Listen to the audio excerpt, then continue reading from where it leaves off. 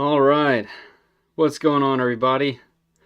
I had to run to the garage in a full sprint to get some sandpaper for those M5 bolts. I know we're going to need it. And then I got thirsty, so here we are.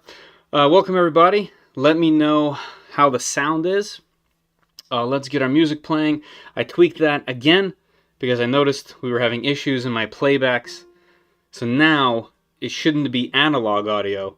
This audio that you're hearing music-wise should be actual digital in the thing. Okay, and I should be able to control it, and I know how to do that now. Nice. Yeah, I mean, it's dark, you know, but you should still be able to see it to some degree. Oh, wait, I gotta go lower. Here we go, here we go. Oh, it's almost cool. It needs some more stuff. It's too basic. Audio's good? Thanks, Papa. You're famous now, huh? Papa's here. That's hilarious. That was a good little bit. We were having a good time in that moment. But yeah, today we are gonna do the X-axis. Let's see, there's a screen. Yep, this is still set up. Oh, we're missing my music on here. All right, hold on. I did notice that sometimes I have to reselect the audio on some screens in OBS. I'm not sure why, but that should be good now. And it doesn't show up, of course. So let's see what that's all about. Where are you? I'm not sure. It should be down in that area down below, but it's not for whatever reason. Yeah, I still haven't figured out why I have these issues with OBS. I'm just honestly not sure why sometimes it works, why sometimes it doesn't. At some point, I'll figure this out. Let me see. Let's do, yeah, application capture. Maybe it's window capture. Let me try one more thing. Where is Winamp? I'm gonna quit in 1 minute because hopefully it's all working. Nope, that's definitely not it. I don't see it on here because I think it's already on. It's just not showing up for whatever reason that might be. Yeah, that's okay. All right, application capture. There it is. Here we go. Here we go. All right, one more time. Music's fine. Okay, not too loud. You can still hear it. Okay, perfect. Hey, Jose. That rhymes. Yeah, if at any point the music is too loud, whatever it might be, just let me know so that I can correct it. And hopefully through, what is this, the 5th stream? Is this the 5th stream? You'd figure I'd learn how to do that by now. But OBS is fairly complicated. JEC, what's going on? Anyway, what I was trying to say is today we're going to do the x-axis. I didn't put any inserts in, so we're going to have to do that. And then hopefully the belts. I think there should be enough time. Like I kind of said earlier, I kind of want to do it in smaller chunks, so getting this on here is going to be a big deal, at least to me. So, alright. Let's just dive right in, right? Oh, it looks like I'm going to need the actual sensor. Let me get that out. Actually, I'll get that out later when we get to it. Unless that's just there for the photo. Which is possible, because I don't see any wiring anywhere. Alright, so to put in these inserts, let's go over here. To put in these inserts, I'm going to be using obviously, my soldering iron. Let's move this up. Let's not drop everything. Messages coming through. We'll check those later. And I use one of these Secure D60, I believe it's called. Really inexpensive. Yeah, D60. Super cheap, and it runs off of a XD60 plug, which in my case is going to be run off of. I usually use my 6S batteries for my drones, but I have my 3S batteries from my airplane. And it takes a little bit longer to heat, but it works just fine. I like to set it to about 380-ish for inserts, and it seems to work fine. I really like the fact that it runs off a battery, because it makes it so much more portable. I feel like I could take it anywhere. So we'll just plug that bad boy in, let's slide this under here, and let's set the temperature. Let's do 280. If you guys don't have one of these soldering irons, at least this one. There's a bunch that are like this, but this one specifically is so inexpensive. I think it's like $30, and it's great.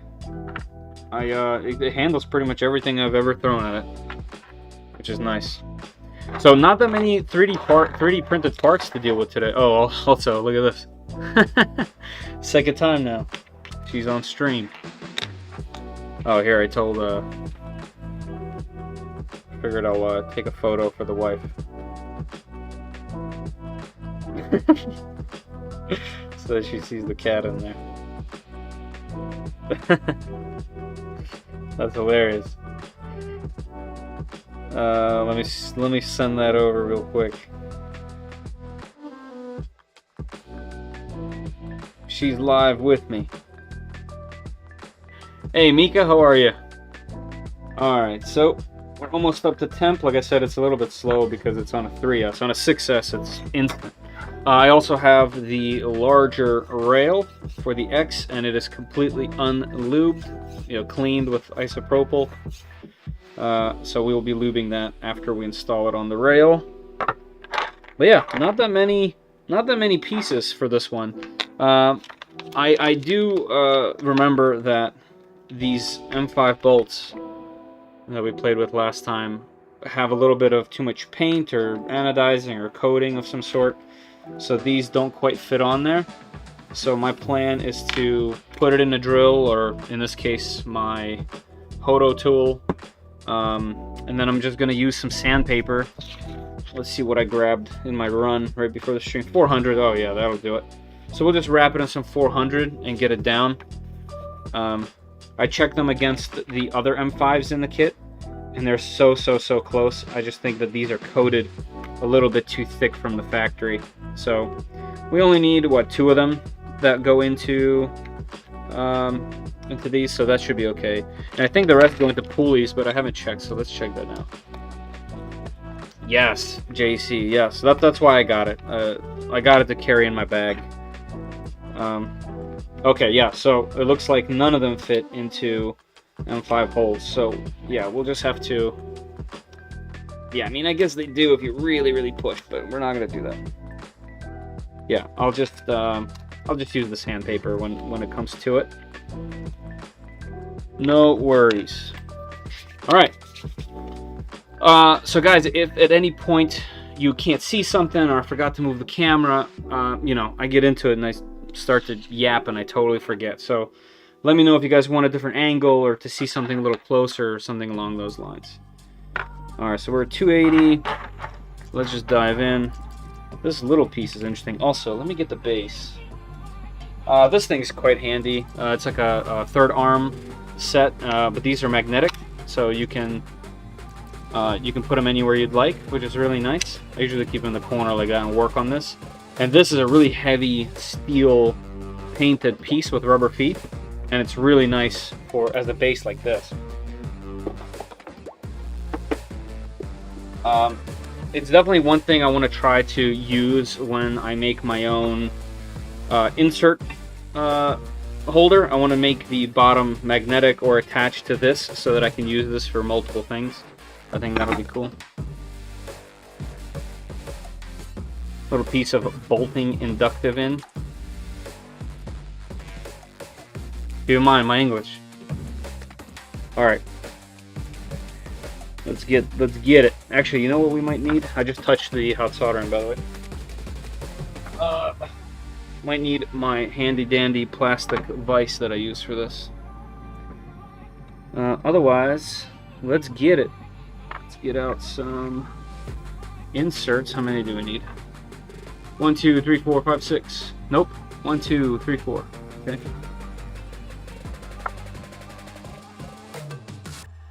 Alright, the music on my side, just so you guys are aware, I know I kind of mention it every stream, but it's pretty loud on my side. So let me know if it's cranking a little too much on your side, and I will modify this. There we go, that might be a little better, at least for me.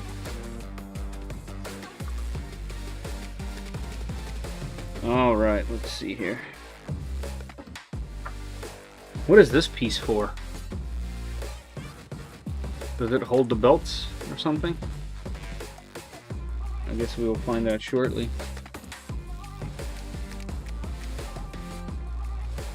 But yeah, definitely one of the most satisfying things to do with 3D printing is to add these inserts.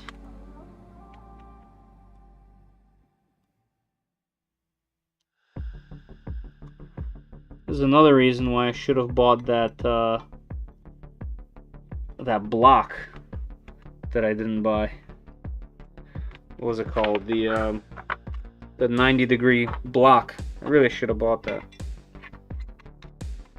Machinist square? Machinist square. That's what I should have bought. But, you know, live and you learn. And don't do the thing that you need, right? Alright, let's see if I can zoom you guys in here. I keep forgetting I throw my mouse over here. Alright, let's go to Meet 4K. Console, and we are gonna... Whoop. Wow, okay, that can really zoom. Cool. Focus it. Yeah. Look at that. Pretty neat. So I just want to make sure it's flush, and I couldn't totally get it flush from what I was doing. A little bit more. There we go. I actually typically like to go slightly past the very top. You can't on this piece because it's as wide as these inserts. But I usually like to go just a little bit past so that way I can get a little lip going at the top of these things, and then that way they don't like pull out as easy.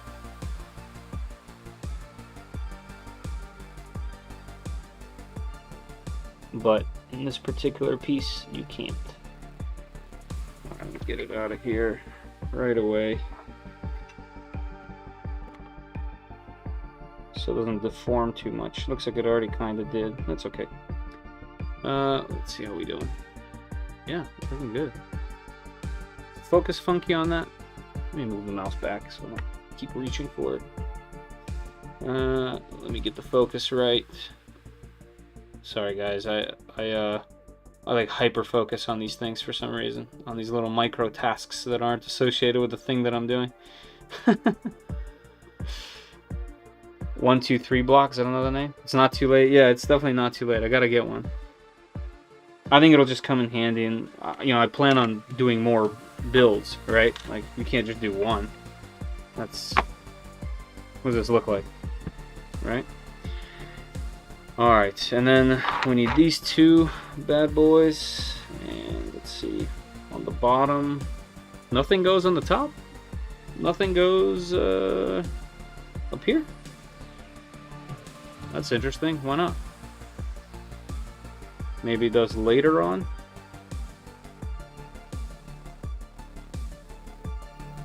There's a space for them. I don't remember, because the afterburner I did. Oh, I didn't do an afterburner. No, I had an afterburner. The afterburner I did was a little bit different because it wasn't attached to one of these. Ballistic, hey, how are you?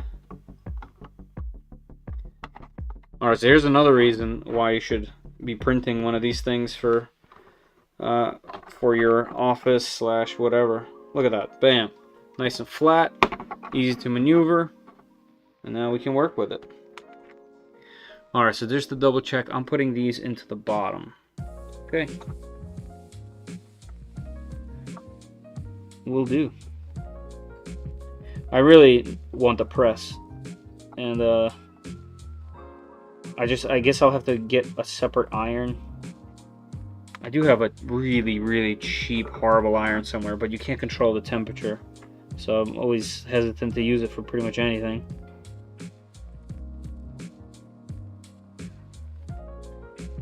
So maybe I'll get another one of these, just specifically for that task. Yeah, let me get this just below, and then press, just to get a tiny little lip. There we go. All right, that's looking good. All right. Oh, here comes Jeff with the gifted subs. Gifted memberships? I don't know what you call it here. I just hear other people say gifted subs. Jeff, thank you so much. That's so extraordinarily kind of you. Truly, truly, thank you, sir.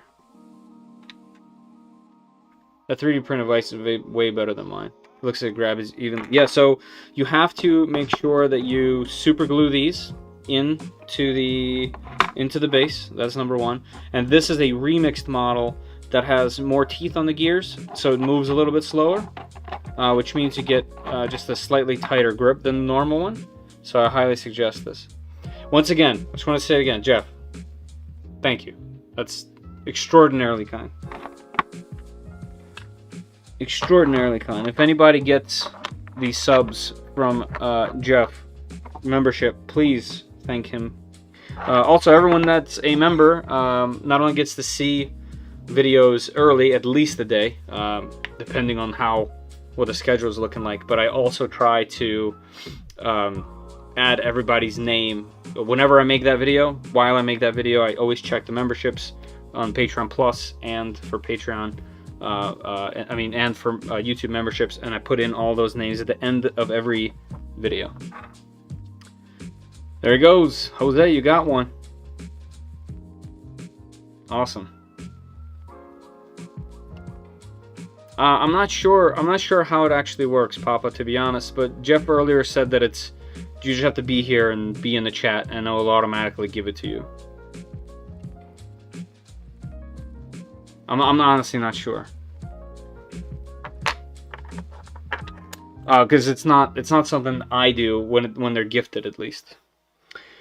All right, let's see. So I need M5 nuts. Oh, is that just on one side? Oh, okay, that's gonna get clamped together, isn't it? M3 nuts, excuse me. Okay, M3 nuts. Where are those in our little kit? Yeah. If you're already, well, not subscribed. If you're already a YouTube member, then you wouldn't get another one.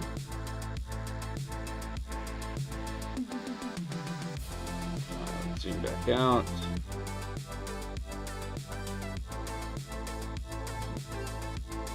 But yeah, honestly, I don't know. I wish I did so I can answer these type of questions. Alright, let's get these. It's an option you have to turn on YouTube. Oh. Hey, here we go. Here's another round. JEC. Johnny Storm. Welcome. Welcome to the highly, highly exclusive and prestigious YouTube membership gang of 3D Print SOS. All sponsored by our friend Jeff Montgomery. Did you forget the heat inserts in the third illustration? What do you mean? These? No, so those are M3 nuts. It looks like. So I just went and grabbed the M3 nuts, and it looks like they go in here. Yeah, they do. I should have kind of pushed them in there. I might have to use a long M3 to pull them in, or I can just heat insert them. Oh, here we go. Here's the long M3s. Let me just use them. Are they too long? No, it should be good. Ah! How long is this? Oh, okay, yep. Alright, let's see if I can pull them through this way.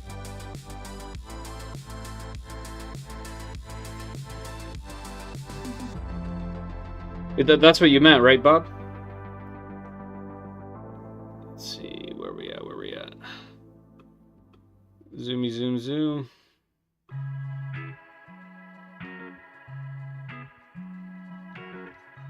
Oh, I forgot all my Allen keys, but it's okay. Alright, let's see if I can push this in just by screwing this guy a little bit.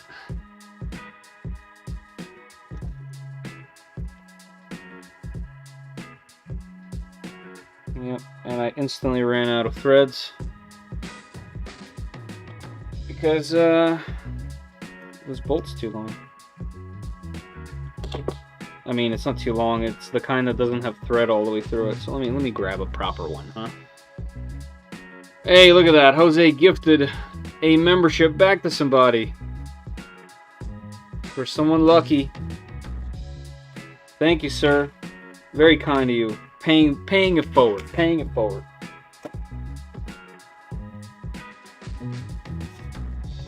Gotta love it.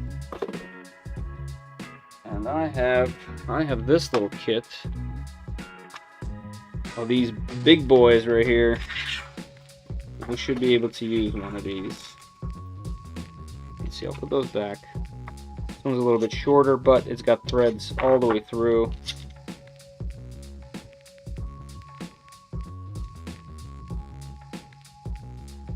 So we should be able to get that one in there. Let's see. So get it somewhat in place. Get it going. And then voila. Ah! Oh wait. You guys are supposed to remind me that I have this wonderful tool that I could use exactly for this very specific task.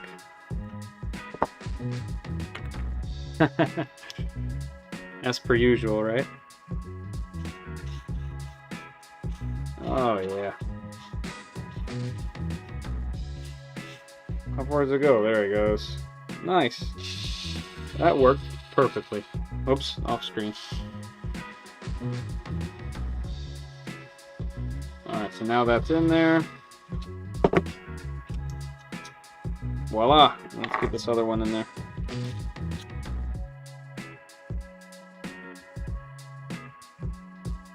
I wonder why they didn't just go for more inserts on this one. Maybe because they just needed to go much deeper. Something along those lines.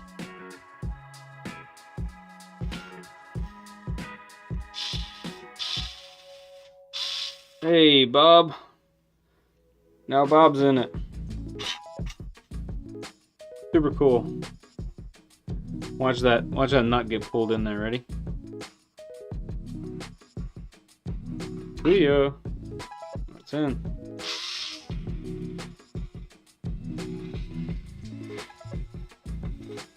Alright, my soldering iron's still on because I'm still checking.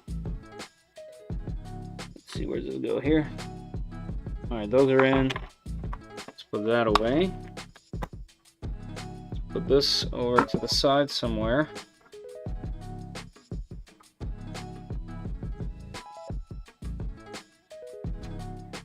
Pet the cat. Oh, pet the cat, right? Meow, she said.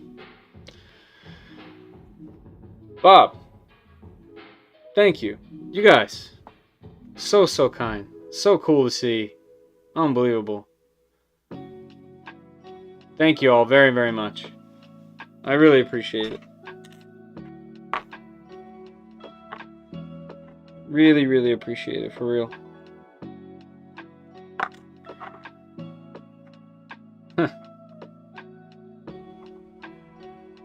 Gotta love it. Gotta love it. Alright, we got more. We got more. Ryan Thorpe, welcome. Welcome to the super exclusive, one and only 3D Print SOS YouTube gang.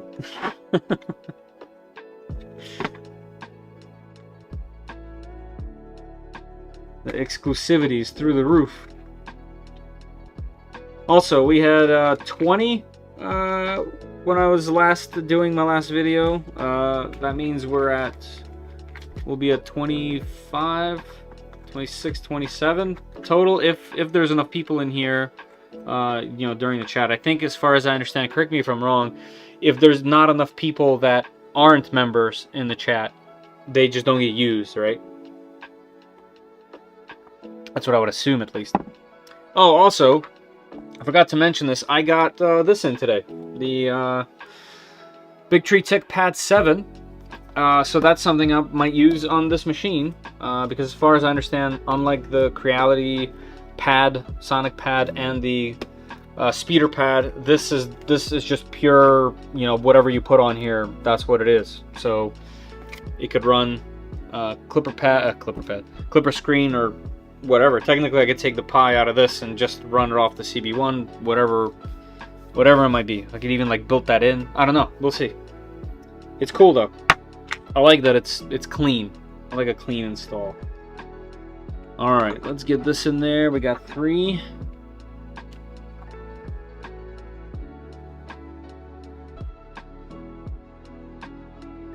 Let's do a zoom. Wow, it zooms in so much further than I ever expected.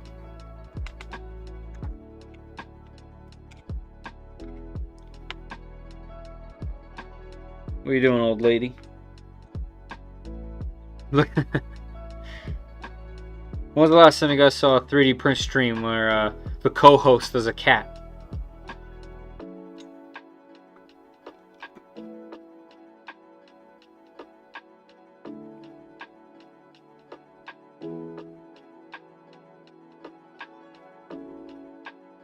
Oh yeah, going in nice and smooth. Yes. Alright, I think I'm going to order one of those blocks tonight. There's more reason for me to have it than to not have it. It'll be I want an all metal one, like a solid piece, so that I can use it for things like this. where I would be able to push it down, put it right on top of here right now. It would rapidly cool the top of it, and it'd be nice and set. And then anytime I need anything square, I would use that. So I think it's time. Co-host, where have you gone? My co-host wasn't having it anymore. Not enough pets and snacks, so she has vacated.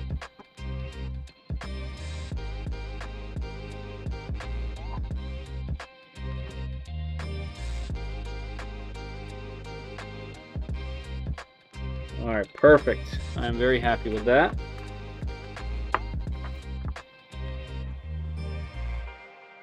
Yeah? How we looking?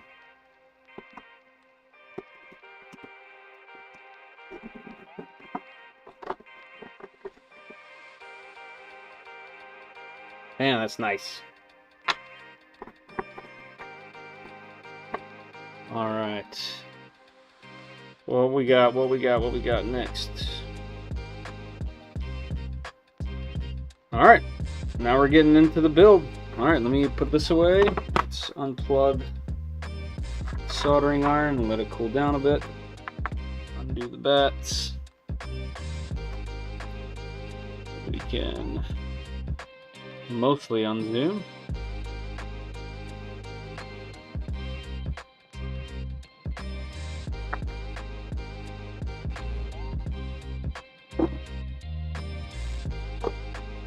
I like to clean as I go. My apologies in advance. Otherwise I get all distracted.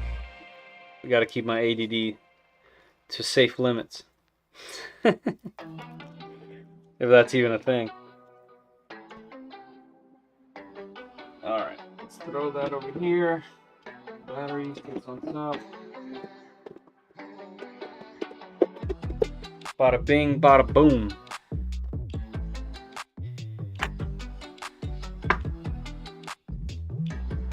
Alright, so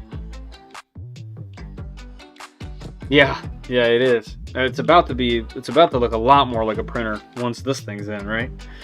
Alright, so we need these M540s. Let me check how many I need in total. So this one needs one. 2 more, but these don't need pulleys, do they? Oh, they do right here. So that one doesn't though, the back one. So we got 2 that need it here. Nope. No, wait.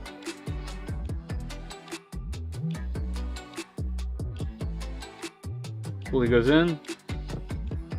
Okay. Okay, so 2. So 2 for that one. There's 4 total, but 2 of them are the only ones that need they need to go through a pulley. And then on the second one, I'm going to assume it's the same. Let's see. So 1 with the pulleys, 1 just regular, 1 through this. So that's 2 and 2. Okay.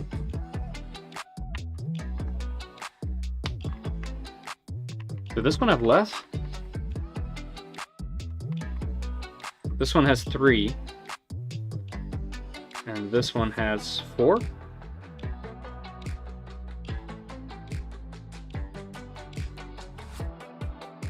Why does that say M5 nut? Oh, that's just saying there's a cable. Okay, cable path, yeah. Okay, so I need 4. I need 4 total that need me to sand them a bit. So let's do that. Let's take care of business.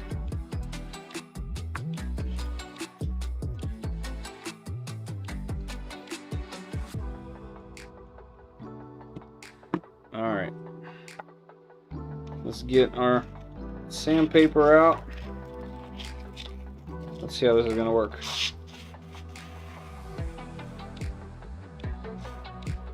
Same one, bearing stack, 1 tooth idler per side. Right, 1 tooth idler, but the tooth idler also has bearings in it, in the center. So they have to go through this as well. All right, looks like that's taking the paint right off. So that's a good thing. Let's check. Oh yeah, boom. That's all I needed. So that's one. Good to go. From this stack. Let's take from here. Let's do the same.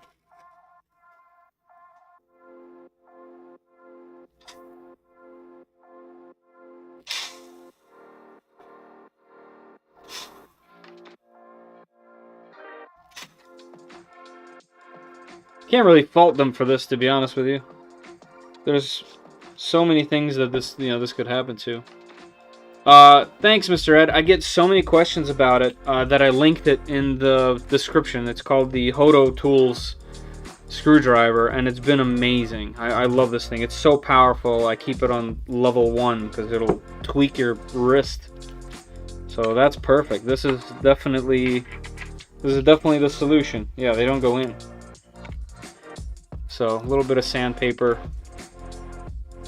and we're golden. Couple seconds. How loud is this? I just realized it's directly facing my mic. Enjoy. Enjoy this lovely sound, everybody. Oh yeah, perfect. Look at that. Sweet, one more. I thought this was going to take a little longer, honestly. But good to go. Perfect. Thank you, Mr. Ed.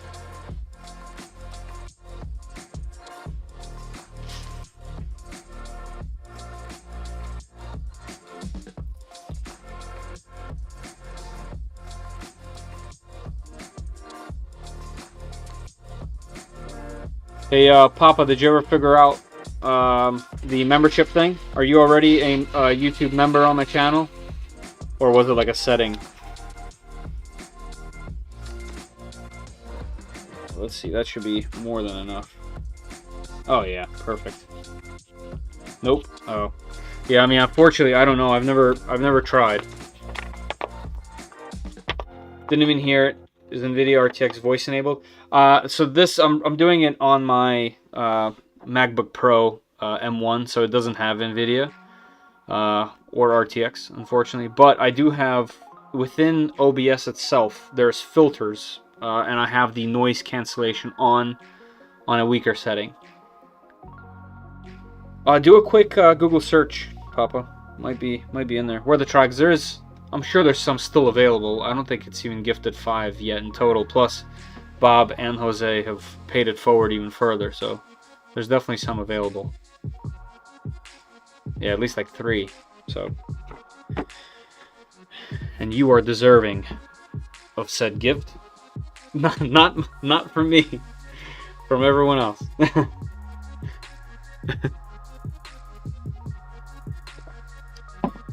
All right. I'm thinking this could go back.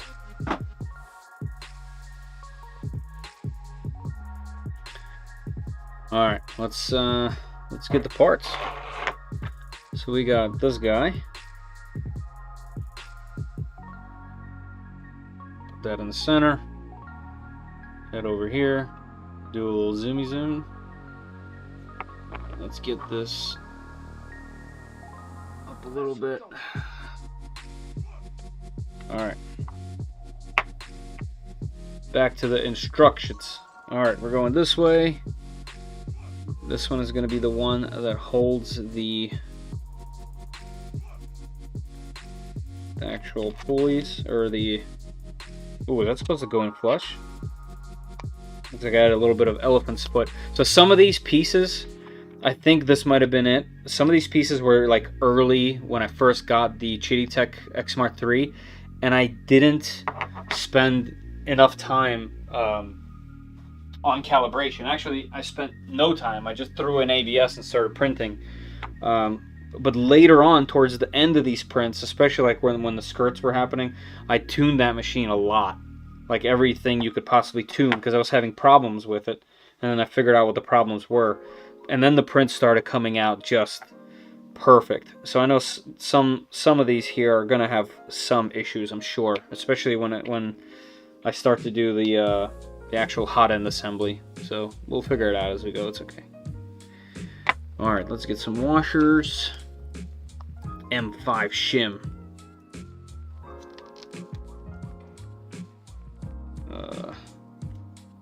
I think branded channels can't receive gift subs, if that's what you're looking up. Branded channels? What does that mean? Oh, like if Papa, you have your own channel? Is that what you mean? Like that type of thing? If you have your own channel, you can't? Like I said, I honestly have no clue. Hey, Andre. Bloodcat87 gets a gifted sub. Welcome to the super exclusive and elusive membership of the YouTube gang. 3D Print SOS. Welcome.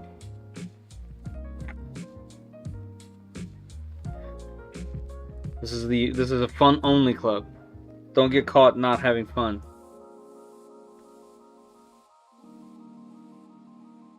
Alright, and then the other side. How do I know which is the other side? Oh, it has the... I see. Yeah, it's this one. It has a little cable hooger. And that gets 3 M5 nuts.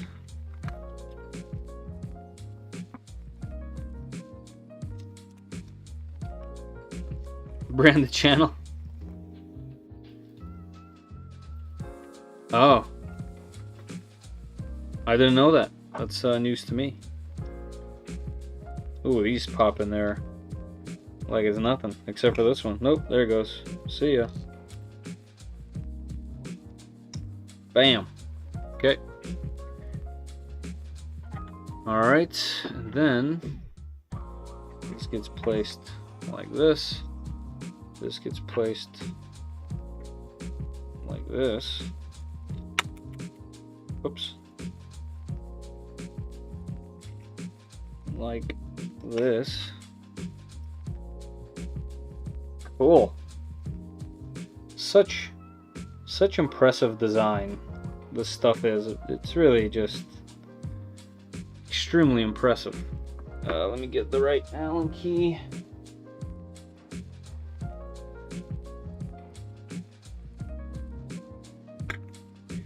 I'm sure I'll need all of them. Might as well just get them.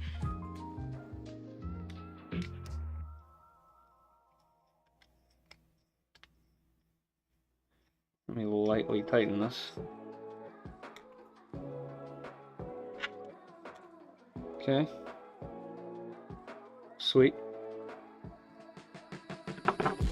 What's next?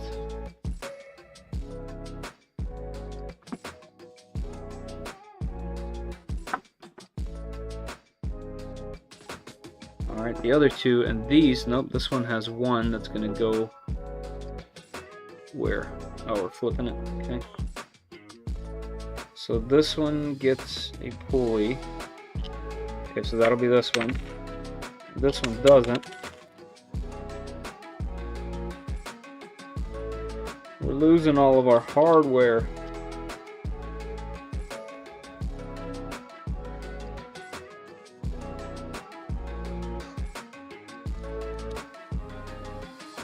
Can I put up a link for Papa's Play? Yeah, of course. Definitely.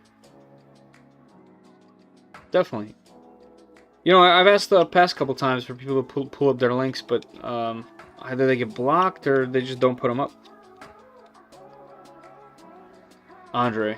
Man, everyone's building Vorons. I'm so jealous. I wish I had the extra cash to buy a kit. They're works of art and a dream printer. Yes. So I've had the same feeling, Andre, for the past, what, 5 years? Obviously they haven't all been out for 5 years, but there's always somebody building a cool thing that I couldn't afford.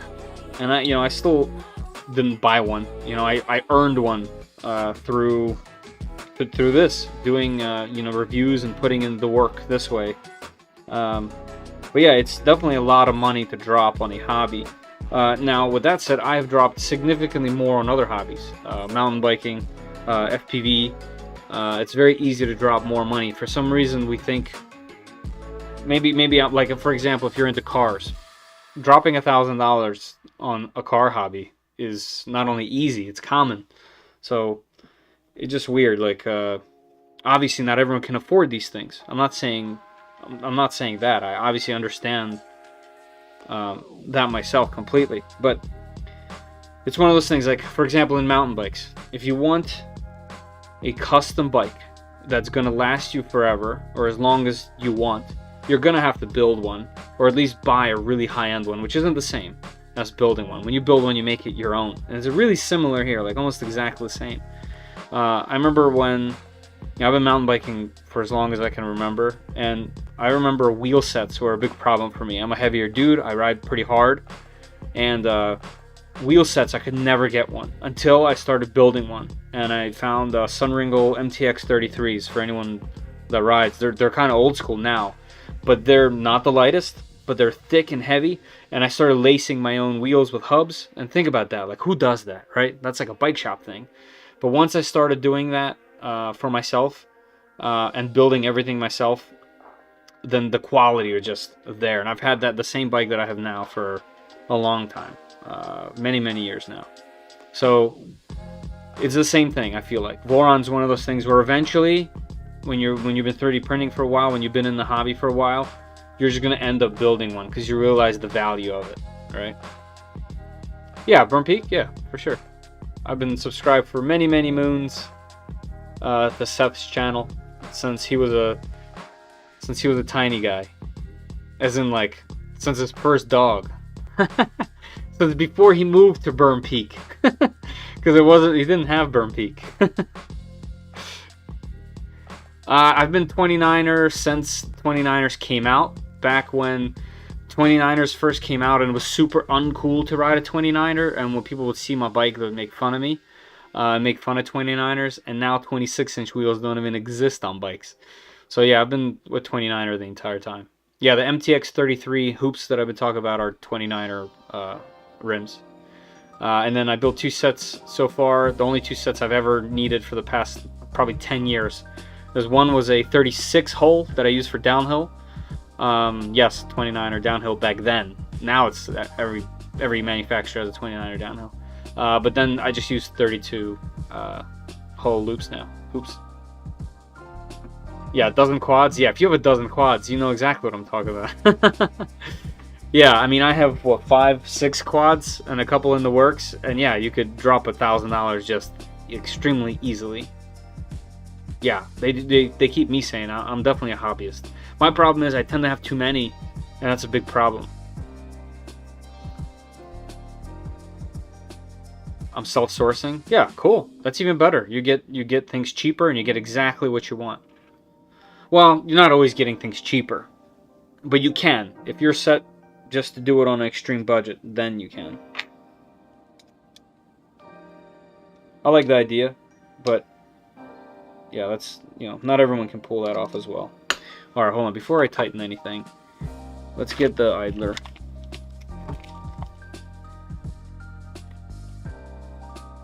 There is a loose one in there. Do I need those? Oh, right. There's no grub screws in here. Okay. So that's just going to go right here. That's a little loose. Is there... Do I need to put this on something? Quick question. So the CR clipper pad runs up to 4 printers. Does the FL Sun BDT also run more than one? I think the FL Sun one runs 3, and the pad 7, I think, can do 3 as well.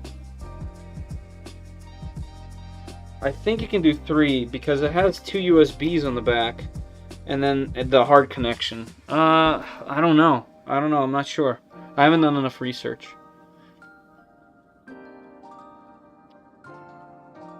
BZBot's cool. Legacy's cool. Yeah, man, get that Ender 3 printing ABS, which you can. I've done it on my Aquila with draft shields and some glue on the PI bed. It worked well.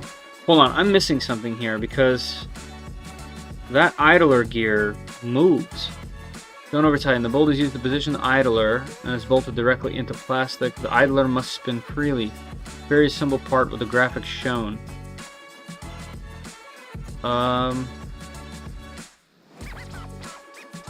So that shows little lips.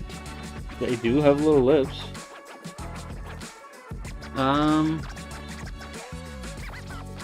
What am I missing here?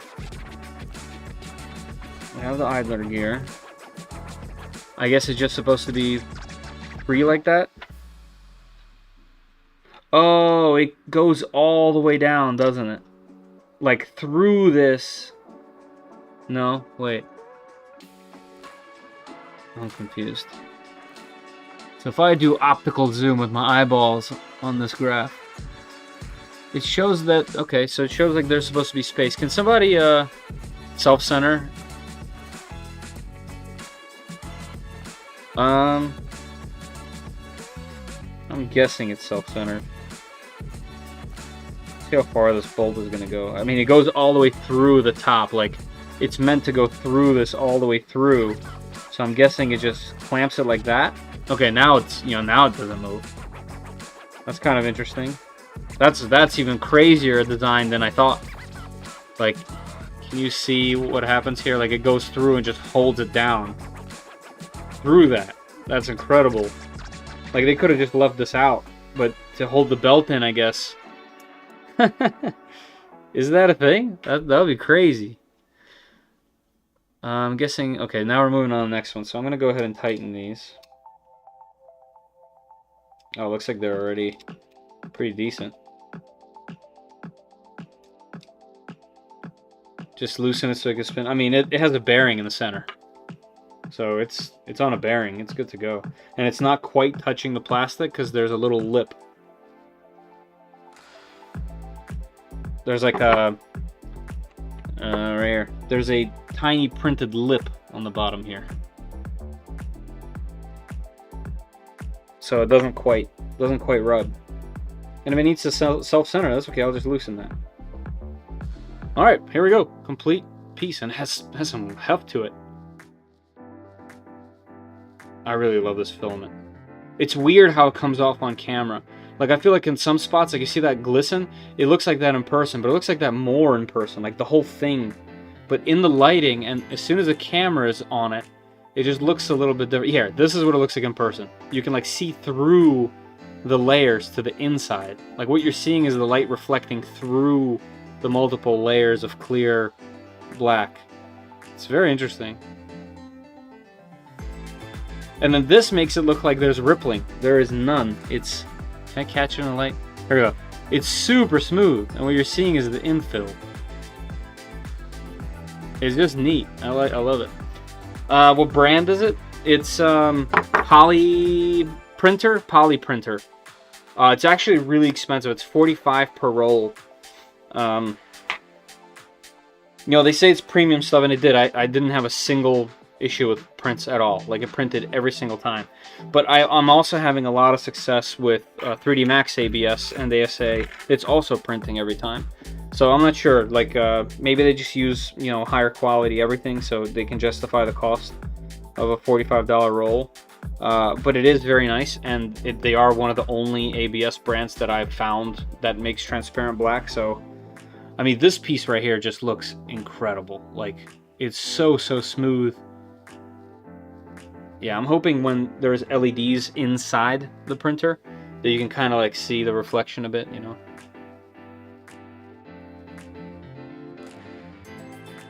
Legacy is one of those builds you do when you want to tinker. It was Throwback by Max to MZBot. Yeah, don't see a problem with that. That'll be fun. Alright, next one. Alright, let's go. So this one needs this. And this one is... Why is it making me put this one in? It looks like this is another one of those that'll just go through.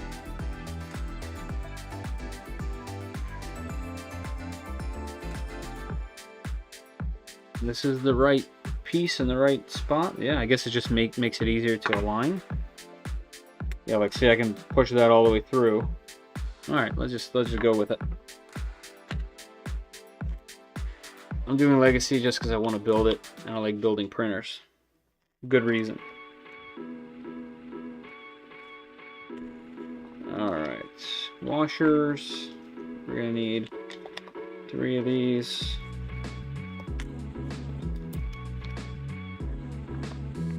Alright, this thing should be nice and cool. Let's put that away. Anyone got anything going on their printers right now?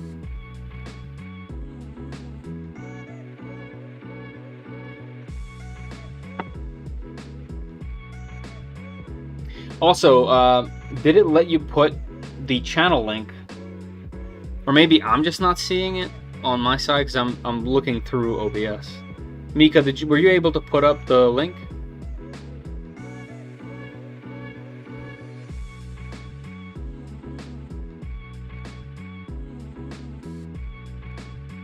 It says that that's for accepting gifts. But let me go to YouTube. Let me go to YouTube. Ah! Ah! Let me go through here. Gonna put up the link.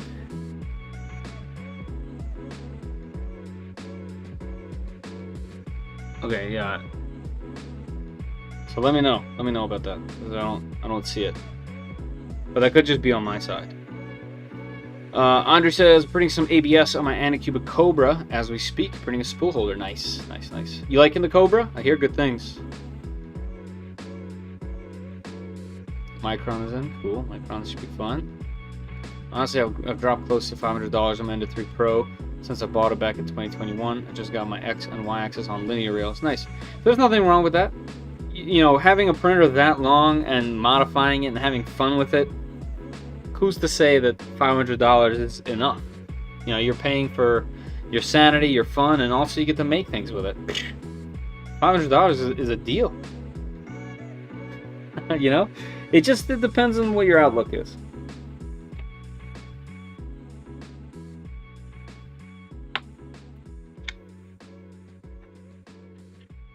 Alright, let's see.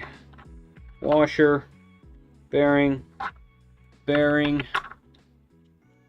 washer. It's a good printer for the money. I have a Solo SVS 6 on the way as well. Should get it tomorrow. Cool. Oh yeah, I think you mentioned that in the comments, right? Yeah, I have one. I need to get to it. I just saw today a pretty cool 5015 fan mod for it. Yeah, I think that printer is just a really, really good starter machine. I think that's like the current recommendation. I mentioned earlier that I think the Aquila D1, Voxelab Aquila D1 should be $100 cheaper. Some of you guys that have been watching the stream, earlier streams might remember that. Well, they did it. It's $399 now instead of $499. A significantly more compelling deal for a machine that literally has everything. The only thing it doesn't have is the fancy word clipper and fast printing. It has everything, all metal, hot end. The cooling isn't the best cooling in the world, but if you want the all metal hot end to print hot stuff, you're not going to need cooling in the same way you do with PLA. PEI, all linear motion everywhere. Has actually a decent touch screen, although you know that's not really relevant depending on who you are and what you want to do. Papa says, 38 hours into a 48-hour print on my Aquila. The whole bed is occupied. Nice. I love doing that. I just did that on the X Plus 3 for some of the prints that are for the bottom of this machine. I just printed them in black. I did the same thing. I covered the whole thing, except it took 10 hours. But that's different. Core XY, clipper, blah, blah. You know the deal. Yeah, I saw it as well. I may try a Hiromi setup. Oh, the Hiromi. Hiromi. Ah, I like the Hiromi, but I also don't like it. I don't know why. I have no reason to not like it. I'm just saying words. Yeah, the Hiromi, you know, I like that you can infinitely make it whatever. I just don't like the bulkiness of it. I've never put dual 50-15s on any of my machines. Like, one is plenty. I had one on a machine and I had to run it at 30%. So, hey Darren, yeah, like running one at 30%, if you have two, what are you gonna run that at? I don't know.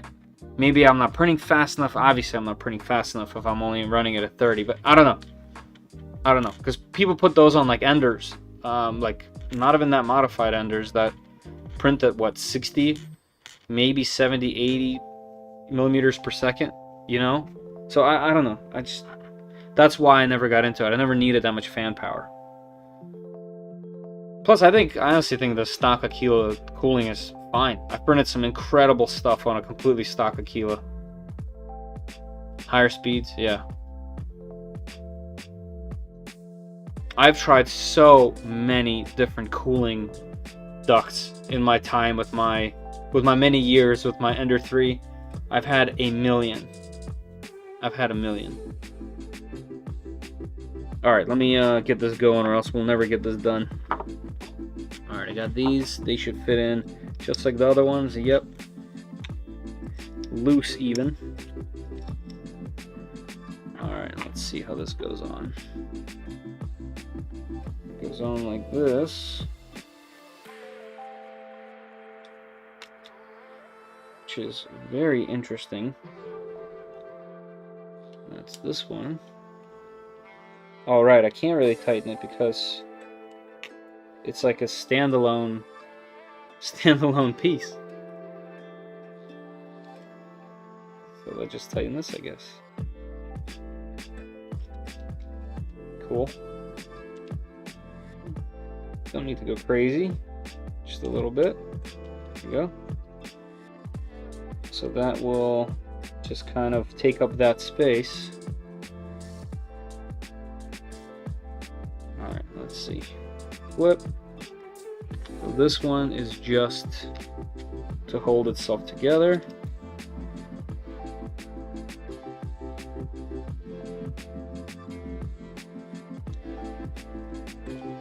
Alright. Oh, there you go. Caught it. Ah!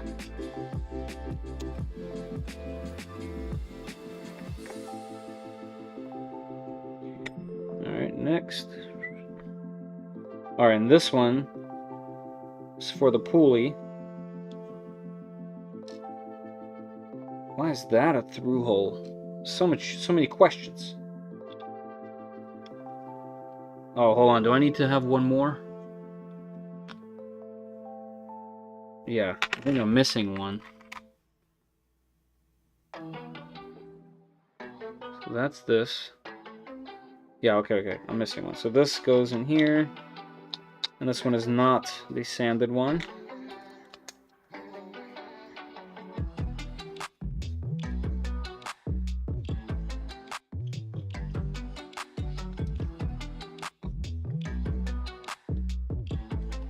I feel like if you're building a second or third Voron, this is going to be so much easier and faster than the first one. Like, I'm going at a snail's pace in comparison to what I would be doing if I knew, you know, if I had like a feel for how the parts work and how everything's put together. Do you know how good the longer LK5 Pro 3D printer is? Yeah, I did a video on it. It's good. It's good. It's a, you know, just know that it's a basic machine. Whoops. And it's good in the sense where you gotta catch it at a really good price. Because printers like the SV06, SV06 Plus, I just had it at the tip of my tongue. The Sidewinder X2 are just better, but they're not as budget as the longer. And the longer is very modifiable as well. Has good bones. Yeah, so check out my video on the longer LK5 Pro. I enjoyed it. You just got to know what it is. Like, you're not buying a premium printer. You're buying a budget machine. But if that's what you're going in, then it's fine. most printers are going to do a great job with PLA. It's when you start to get a little prissy and you want some fanciness, that's when they start, you know, that's when you start to get into the money. But you can buy a $100 printer and print PLA like this. Just take some tuning. Alright, so yeah, so this one shouldn't go up and down, but it does. And this one will not be held down.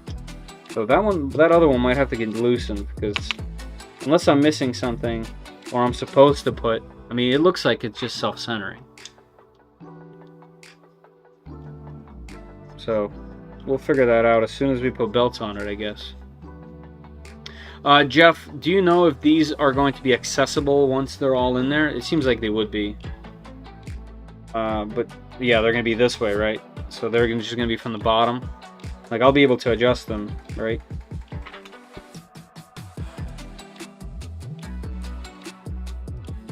Because at least at the moment, it seems like I'm going to have to adjust these two idlers.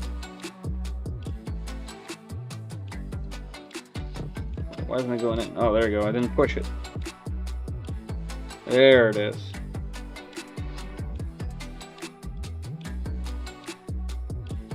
Alright, so that's flat. That's flush. And yeah, so this is a self-centering situation. Whereas here, for some reason, they have this, where this goes through all the way. There wasn't like a lip on the bottom. And it does not self-center. I'm just going to loosen this and tighten it if we need to. So I'll do the same thing where I will make it flush, like that. And now this pulley has the wiggle room just like the other one, and we'll go from there. Bloodcat, that's a good machine. That's definitely a cool machine. Yeah, I like the idea of the 24. I'm way more used to this setup where the bed moves up and down and the print head is up top. I also kind of like the idea of the print head not moving up and down. I don't know why. I don't know why that's a thing in my head, because then in the reversed way where the bed is stationary and doesn't move at all is also good. So I don't know. I guess that's why the Trident and the 2.4 exist. As in, like, at the same time, because it's hard to say which one is better. The 2.4 is definitely more popular, I feel like, than the Trident. Ooh, nice. Okay, we get to the rail now. The extrusion, rather.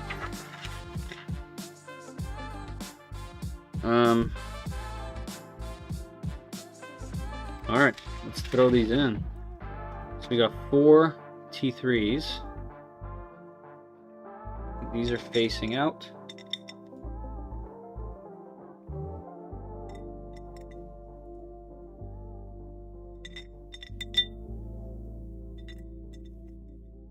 Alright, and then we go this way, and now we do the T3s. We need 6 of them.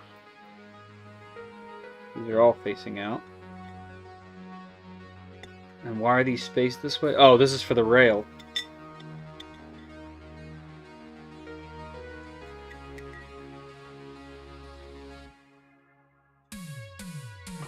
Nope, backwards. Ooh. Oh yeah. I feel like something from Back to the Future.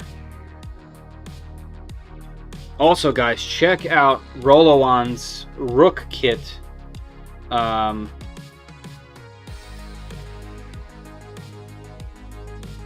on.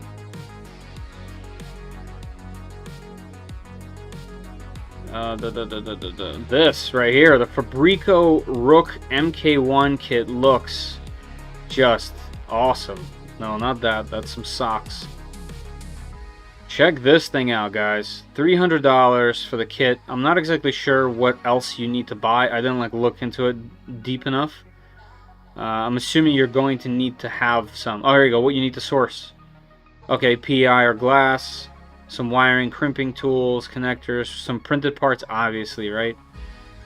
Anything not listed above. Okay, so not even that much, but this looks awesome. If a small printer is okay for your needs, You know, I don't know Rollo in person, or I never even talked to him online anywhere, but I've been following along for a little while, and yeah, this looks cool. You can obviously just self-source this really easily, but this kit looks really cool. I love the design of this hot end. I think someone in his Discord did it, type of thing, because people have been modifying these. But yeah, this looks cool. If you're in the market for a smaller machine, this is really interesting. Just thought I'd mention it. Simple core. Oh, I just closed it. I think it's little. I think it's 180 by 180 by 180.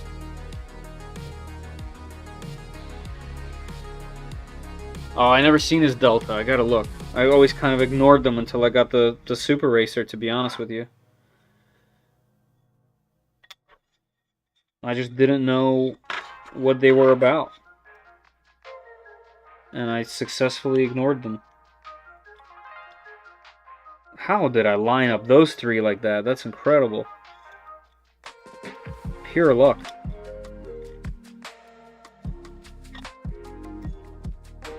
Wait, so let's see. So these three. And this. Let's pull this back a little bit.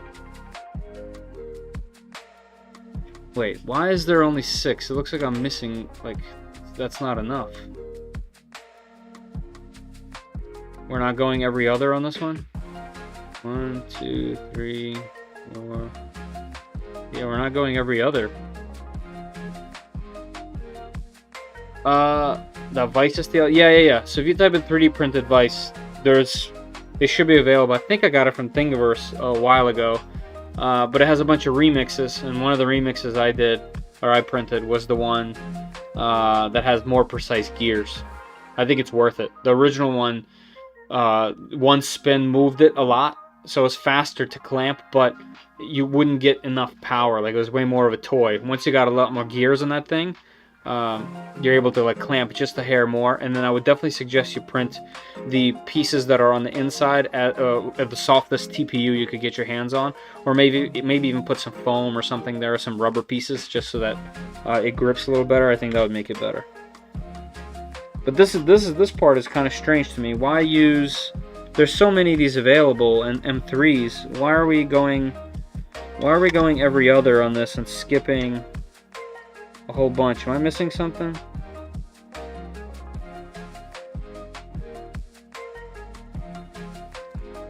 Gotta be some. I have 6. I'm not crazy. I mean, maybe a little bit, but what's up with that? I guess I'll space these out some. Like, I'll do every 2 there, and that'll be enough.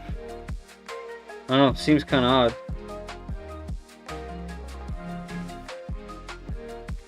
Oh well, I'll keep it like that. We'll just go with how the kit tells me.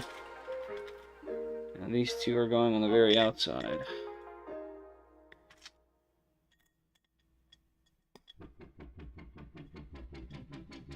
Like that. Alright, let's see what's next. Alright, we're putting this bad boy on. Alright, let's take this off. And this off, the little rubber pieces, and then we have our alignment tool. Let's throw that on.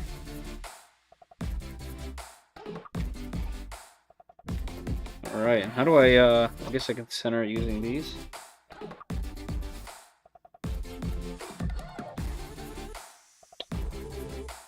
Because I did notice this kind of like holds the whole thing in place, so I'll just slide it on there to help me get this thing dead center. Yep, there we go. That's cool. Alright, see, and I'm glad I did that, because it looks like pretty much all these have to get moved a little bit. Let's get the smaller Allen key out.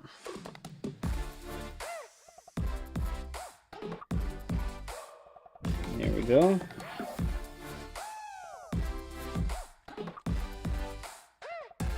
There we go.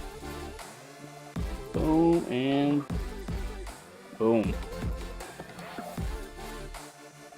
Alright, so we're going to do center out. And we need to use these M3s. 3x8s. Yep, 1, 2. Oh, we got some longer ones in here. Oh, just from the next one, next slot over. 1, 2, 3, 4, 5, 6. So yeah, it looks like we're skipping the middle, and then every other. How many does their rail have? 1, 2, 3. Oh, right. This is the illustrations are for the smaller 250. That's why. Okay, I'm not crazy. The illustrations for the 250. I have the 300 kit, so mine's a little bit longer. I wonder if I could use just more.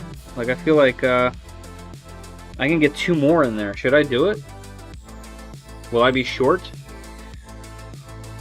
I think I'm gonna do it. Yes. Yes, to which part? I'm gonna do it. I'm gonna add in 2 more. I would feel better about it.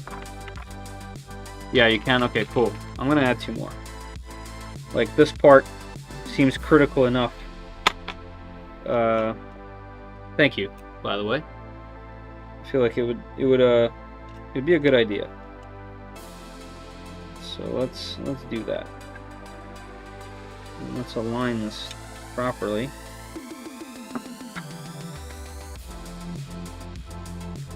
Alright, so this one can now be moved.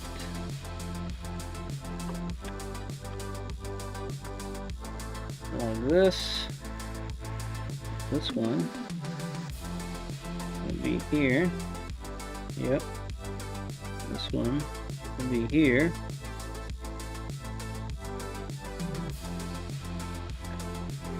Wait, now do we have an odd scenario?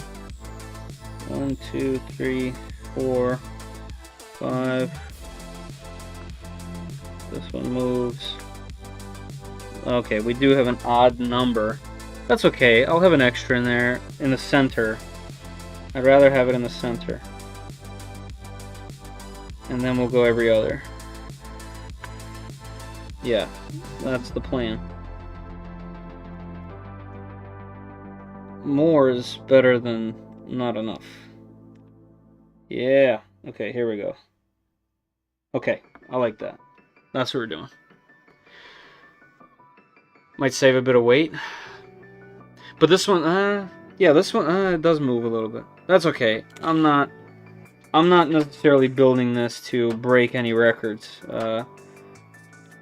You know, you'd need a lot more different parts just from the get-go than what I'm using in this to go all out with the speed.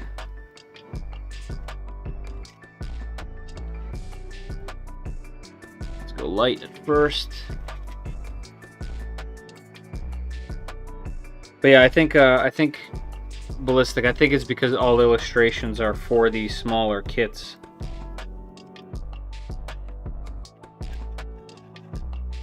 Ooh, the sound of these completely non-lubricated ball bearings there sounds kind of nuts. Oh, this is completely off topic, but I have this handheld gaming device. It's kind of like an Android device called Retroid Pocket 3 Plus. I've been loving it for all sorts of things, and obviously it's an Android device, so I can have multi-use for it for things like this. I'm using it as a stream deck to select scenes and whatnot. It just makes it really easy to click. But since it's an Android device, I thought I'd give it a go, and I got Octoprint running on it with a Clipper installation. So with OctoClipper, and there are ways to get Clipper running, like a clean version of Clipper through a Linux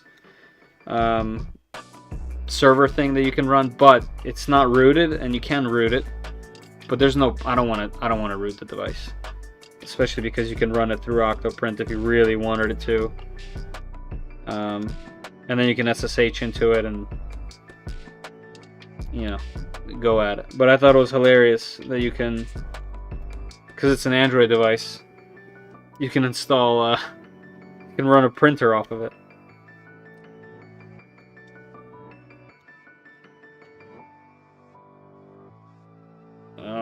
let's tighten this down now. I did it loose at first, and now I'm kind of going through just tightening. How often do these rails come loose? I don't think I've had any of my rails on any machine come loose at all, ever. But maybe someone else has. Alright. Fantastic. Look at that. Bam, bam, bam, bam, bam.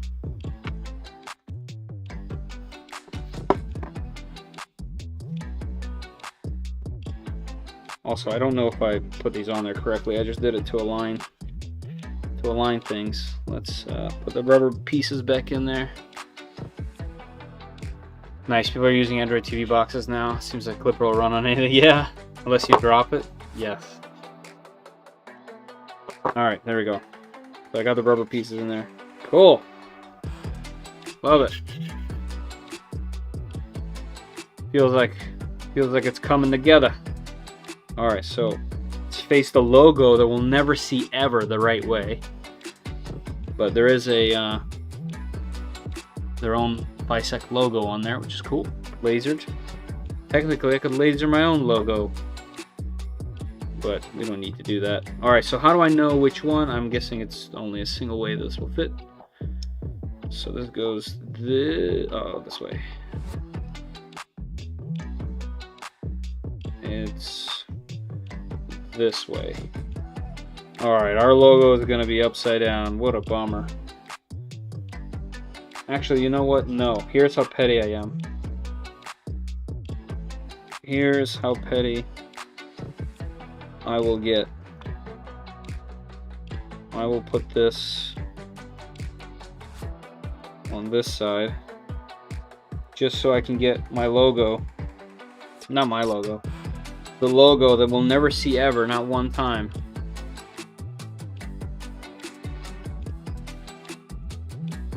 Front fell off.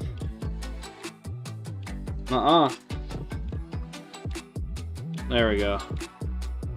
Yeah, if the front fell off. Yeah, there we go. If the front ever falls off, so I'm going super fast, we'll see that logo. And it'll be like, that's a Fysetc kit, boys. And girls. And girls. Man, that just fits on there like a glove. Like a dream, it fits. I'm gonna throw the other one on there.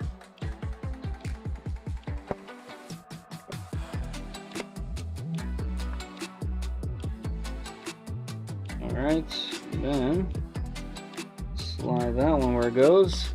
Ba-bam! Those from an era stream. He dried his VO and broke it. Oh, dropped his. Yeah, the little one. Yeah, I watched them put it back together.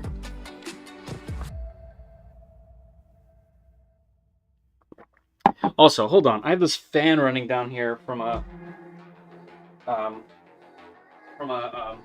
charger, and it's buzzing like crazy. Not buzzing, like it has this annoying hum. I have a charger charging my other battery here, and the fan that's on there just has this like just hum. I think you might have to re-loosen a lot of those screws when you align the gantry later. Oh yeah, well, that's fine. That's cool. I'm cool with that. You know, I don't know what I'm doing, so always keep that in mind. Ooh, sits. Bam! Super flat. Okay, we need M5x10s. Those are these guys. 1, 2, 3. 1, 2, 3. Let's get this guy.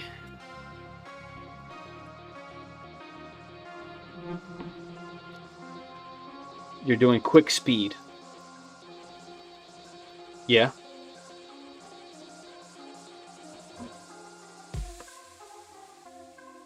When he does the rack. I don't know, guys. I don't know. I hope not. But also, bring it on.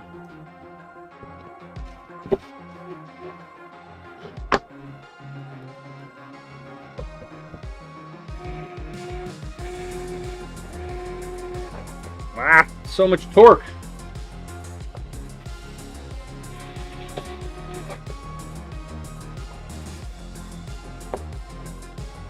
Alright, well, actually these aren't going to be on the bottom. On the bottom we need M5x30s, huh? The last two. Okay. Oh, these are 40s. Where's M5x30?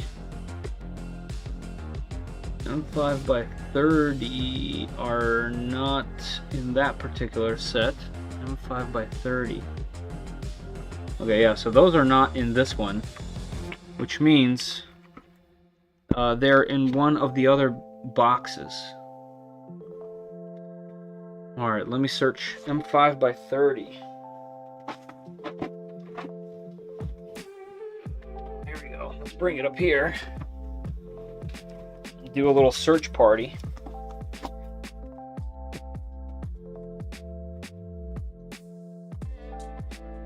Alright, let's see. Ribbons. Meanwhile, limit switch, motor drivers. Okay, not on this level. Oh, here we go. Let's see, there's a ton on this one. Relay cable. There's a bunch of cables. I do vaguely recall seeing ones in here, but this one has bearings. Let's have M5s. ETFE tube. Shafts. 5x35mm shafts. Alright, let's just see what's in here. Extruder, zip ties, ETFE, JSTs, shafts, plug. What are these shafts for? That's going to be interesting. Okay, not on this one. The Voron kit seems a lot nicer to put together than the Prusa kit. Yeah, no gummies in here. What's up with that, Fysetc? Come on. Where are my gummies at?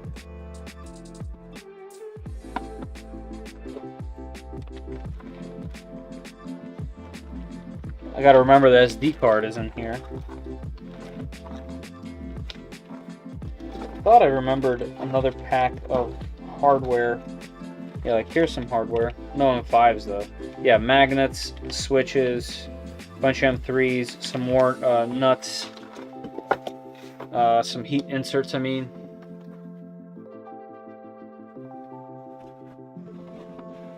Yeah, the one thing I never liked about the Prusa kits is the 3D printed parts. I was always like, why not just... I get it, they can make them themselves, don't have to outsource. I get it. But like at the same time though, because it was always so expensive. I guess that's one of the reasons why the Soval got popular. Right? No 3D printed parts, everything's molded. It's roughly the same, technically, for much cheaper. But, you know, Prusa comes with amazing warranty, them standing behind their product, and I'm hearing not the best things about Soval's warranties and service.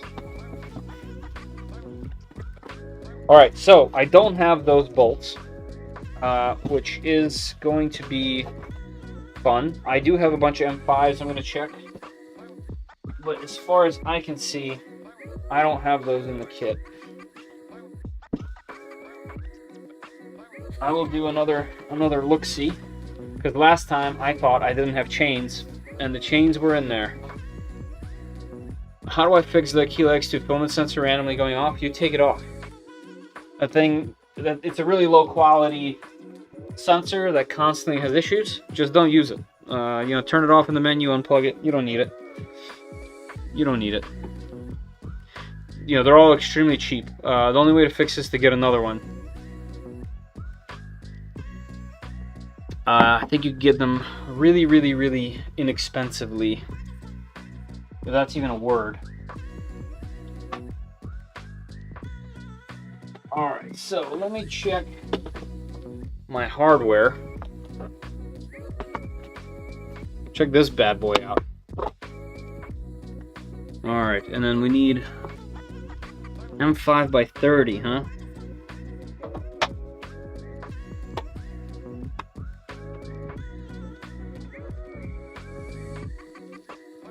zero that out. Let's go to 30. Nope, not even close. We're over here somewhere. That's longer than 30. Let's go black. Oh, I lifted this thing up a little bit.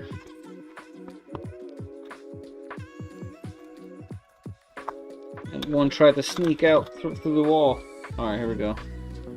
I have a button head and a... There we go, that's 30. Bam. Okay, 230s. Wonder where they are in the kit. They gotta be in there. I'll probably find them after I build everything.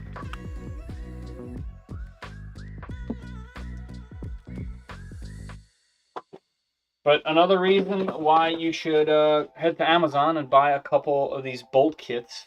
I believe I have them in every description.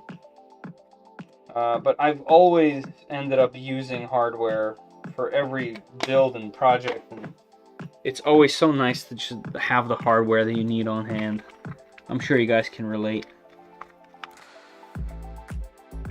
Alright, I just wanted to double check to see if they're in here. They're not in here. So, M5x30s, not in the kit.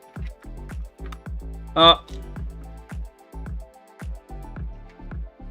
on. Are they? Yep, found them. Are they labeled? I'm so slow. I'm so slow. They're in there. They're in there. That's hilarious. Well, stay in school, kids. Do your homework. Listen to your parents. And then these things will not happen to you. They still will, all the time. But stay in school. No more printers for me. Maybe a Voron one day? Yeah, you got it. I said no more printers many times, and here I am.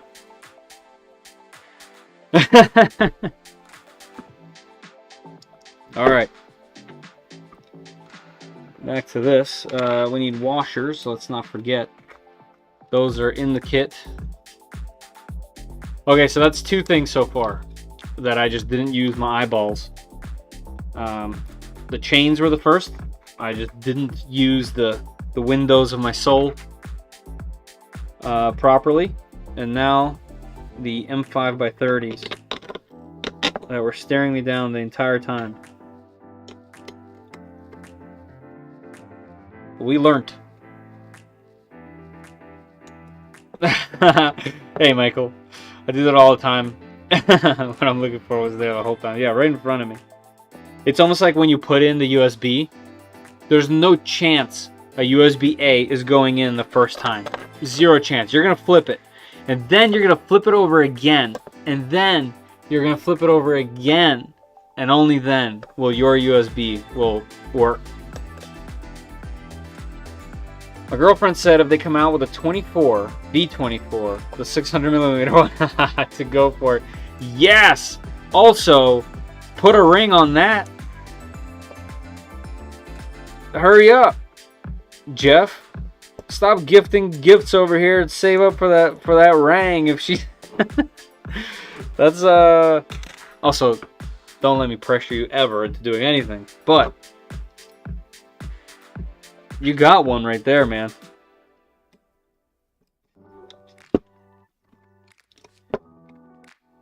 You might need new eyeballs. Hey, I got 20/20 vision, but my 20/20 tends to choose where it wants to look. So if I'm, if I'm doing this with the things I'm supposed to be looking at, well. Lord, where you been? Where you been, Lord? All right, this is feeling and looking good.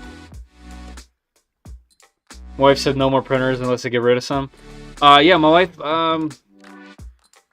she definitely doesn't like majority of my hobbies. RC, not a fan. Mountain biking, she's cool with. But especially before I had kids, I was always like away mountain biking, so you know, iffy on that. And then printing, she has no choice now. I've done this to our basement. I've taken over. But yeah, not necessarily with the most open thoughts about it. And that's okay. That's okay. But yeah, that sounds cool. Sounds like she's, you know, she's in your court. She's on your side, which is cool. Ring, ball, and chain. Yep. All right. No more pressuring our extremely valuable members, subscribers, and watchers. You need to take a baking. Yeah, right. Yeah, that might be a whole different thing. She's been running my printers for a while we're out of town. Come on, man. You leave the stream and take care of business, baby.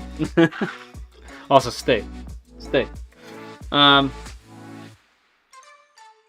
Alright, so leave loose. Oh, good thing I just tightened them very much.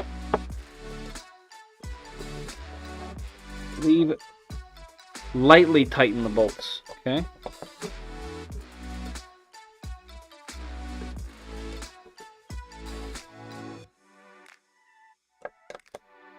Yep.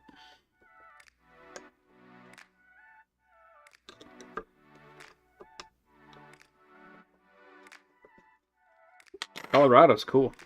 So is North Carolina. I got married in the Outer Banks. We go there every year, except for this year we went to Disney. Patrick. Yeah, it's gonna take a while. Like I don't think I'm even halfway, according to the manual. So yeah, I'm gonna do it in small chunks, and I'm gonna have to pause at some point to do other machines because they're piling up. I can't handle it anymore. So yeah, Patrick, that's gonna be it. Oh, looks like we're throwing this thing on already. Sweet. All right, let's do that.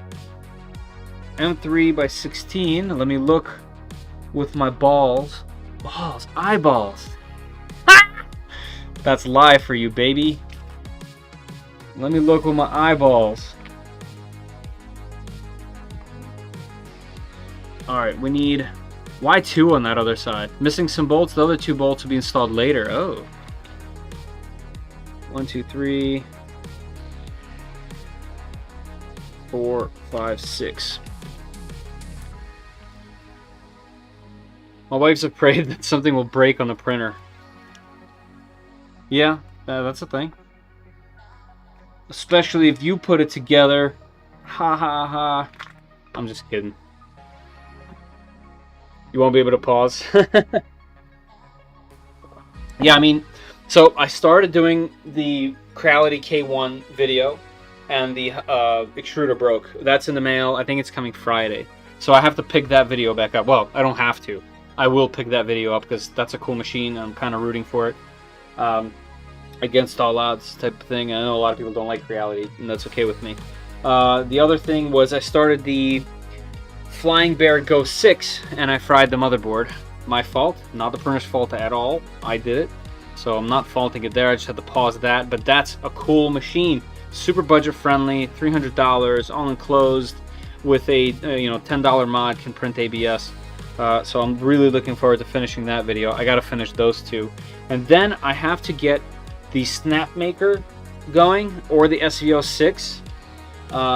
Technically Snapmaker sent their machine first, but I want to do like a whole thing with a Snapmaker, and I need money in the account to buy more stuff to do that video, because I need to buy like carbon sheets.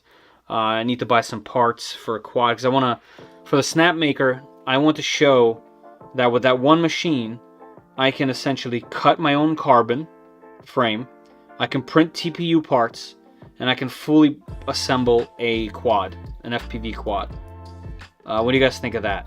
That's going to be a fun one. Obviously going to take a while to do, especially learning how to use the CNC function. Maybe one of the fans will break. Yeah, they could. They could. Bruce and Minnie is on Orca Slicer now. Yeah. yeah, Orga Slicer is getting so good. I'm using the Orga Slicer on the Cheetah X Plus 3 with some slight tweaks to the profile. It's awesome. I love it. And I made a Super Racer profile out of the V400 profile that's on there.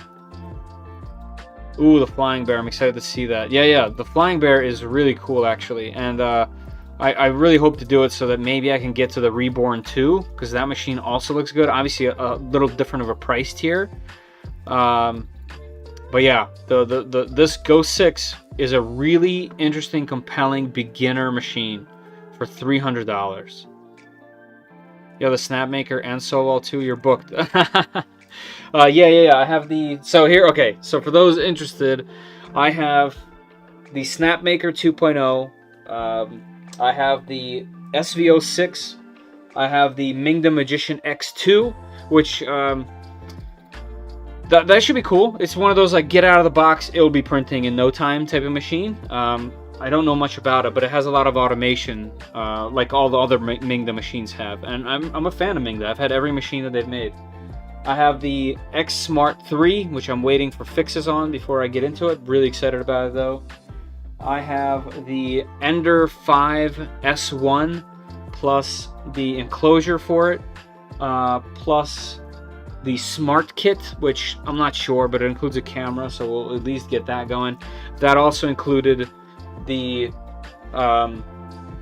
Sonic pad, so that whole kit is kind of expensive for what it is, but it can be made into a Core X5 machine, so I'm compelled to try it. And I do think it's kind of like the max Cartesian machine, you know what I mean? Like it's all enclosed, and so that's going to be a good test. I think that's it for machines. And then, you know, this Voron kit, the carrot feeder, and there's a couple more things in the works. And the Big Tree Tech Pad 7. So yeah, I'm booked, and I gotta get this stuff done because it's just sitting here. And I don't sign contracts, I'm not obligated to do anything. No one pays me for any of this stuff. So I'm saying I'm booked, like I just feel like all this stuff is here and I want to make content on it. I'm not saying it like I have some kind of weird deadline or something. No, I don't do that. 6 printers? Yeah, something like that. Yams, you can. You can. I took my iPhone, I sat down in my basement, and I started making videos. I just, I found, you know, the printer was really compelling, and I started just talking about it and helping other people get into, getting into 3D printing with it. Anyone could do it. I never, ever thought I'd be on camera, and it took me a million times not to stutter before it, you know? So, I can't wait to see your SVO6 video. Hope you add Clipper to it. You know, I have all these Clipper things, so I think so. I think it'll be in my best interest to do it without it first and then add to it. I'm worried about adding Clipper to mine. I have the Pi and camera. No, it's not complicated. You got this. There's so much info on the internet now. And don't forget, you can always undo it, but just by putting firmware on an SD card and putting that SD card into your printer. So, Andre, definitely just do it. It's great. And once you learn it, like there's a little bit of a learning curve. I swear to you, once you get even the basic understandings of Clipper, going back is going to be really tough. You're going to be like, why don't I have any control over my machine? So, going to be a great year. Yeah, I think so. I had, you know, taking 3 months off to build the basement, really, like, I've made zero money from the channel. I'm literally waiting on things to come in so I can, like, buy stuff to do videos on. But, yeah, I think it was worth it. I'm having a lot of fun, and that's why I do this whole thing, is for fun. It's not like an income thing. You've come a long way. Thank you so much. I've been working really hard, even though this isn't my job. Wow, Max. Yeah, I heard about the Lot Max. It actually looks really cool. Like, they did a good job with the presentation of it. Yeah. I did the leash thing one time with, what was the thing? Squarespace? No, not Squarespace. Skillshare. They had a thing where within 6 months, I had to make 6 videos, 1 per month, and there was a deadline on the videos. And this isn't my job. It's a hobby. So having to be forced to do a video that has that in there, that rubbed me the wrong way. I knew right away, like after the first video with a deadline, that's not, I don't want to do that. So every single time I talk to any single company, I make sure I'm not signing anything. They're not paying me, because if they pay me, then I'm also forced to do some kind of rule with a deadline. No, I can't do that. That's not what this is for. Like, all right, so let's throw this in there. So which side only gets 2? Looks like the right side, okay? Move this to the middle, and then once it's in here, I will throw on, and then also the front ones or the back ones? How do I know which ones get the bolts? Wait, I can't see. I guess I can always fix that later. Which ones are these? Are these the back ones or the front ones? It looks like because they're closer to the back, I'm gonna guess they're the back ones. I remember the first video. Nice. Day 1, baby. If you have the first shipped SV06, you will have issues with the screen mounts and possible direct drive not taking flexible filament. I've had it for probably like 3 months, and they always ask me for updates, and every single time I'm like, I'm doing it as fast as I can, and they ask me all the time. I feel really bad about it. Yeah, back ones. Okay, thank you, bud. Right side gets end stops. Pod cable chain. Okay, so we're going to the back. Wow, barely any thread goes in. That's kind of surprising, actually. Also, I realize I have to move the camera. Just give me 1 second. Let me thread one in there and thread one in here. And I will move the camera.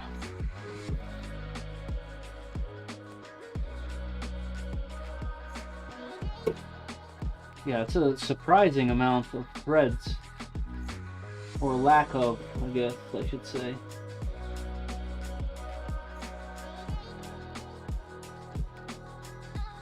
Need 2 hands over here. I'm getting greased up.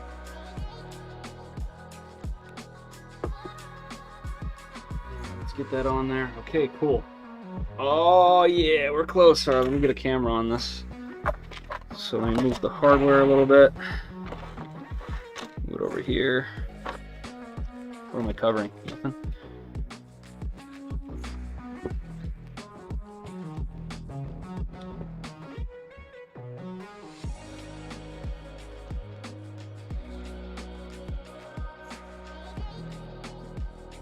How about, can I go over and see? Yeah, here we go. Okay. Let's get a view like this going.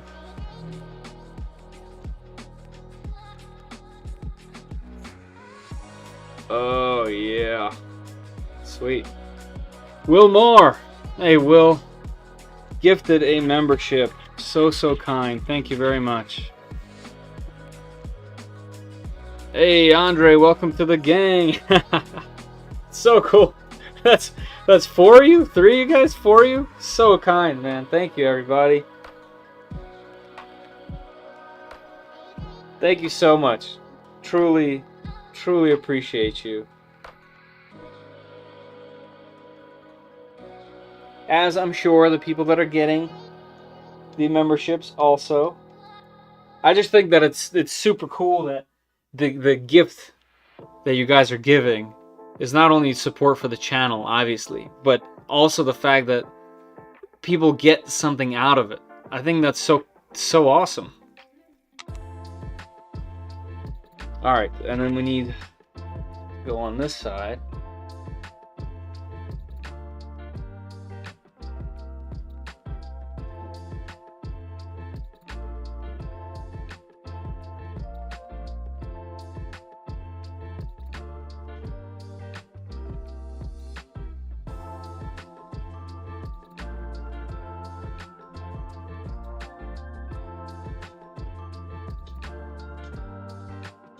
There we go.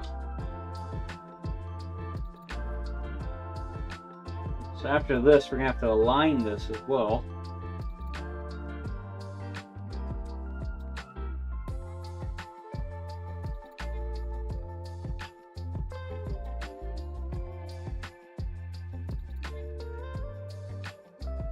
Once again, kind of surprised by the by the lack of thread that's going in here.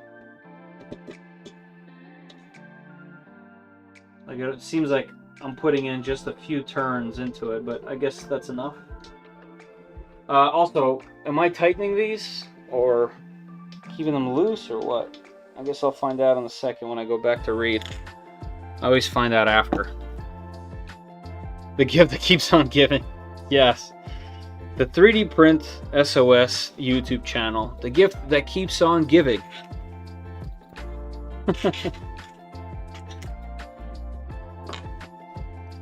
Just don't look with your balls. Use your eyeballs instead. That's a gift for you guys from earlier. Alright.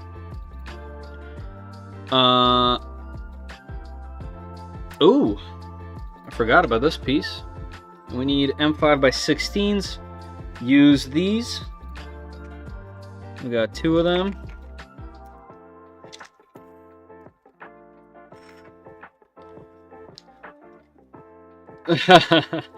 The gift that makes us want to spend more money on stuff. Yeah, that's the best kind of gift. Or the worst kind. Wait, what?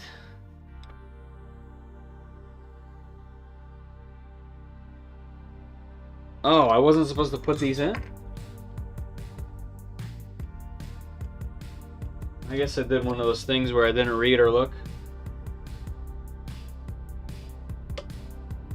Okay.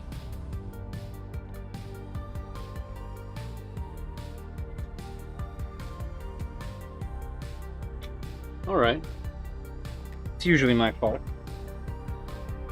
Oh, yeah, okay. That has a little cable thing. There we go.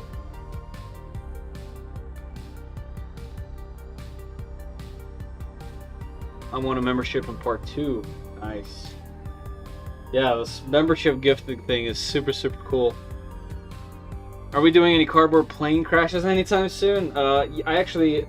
So I just spent the... Well, not the whole weekend, but... I was at my in-laws' house, and they have a perfect backyard for some flight, and I flew all of my quads, and it got me thinking that I really need to get on this.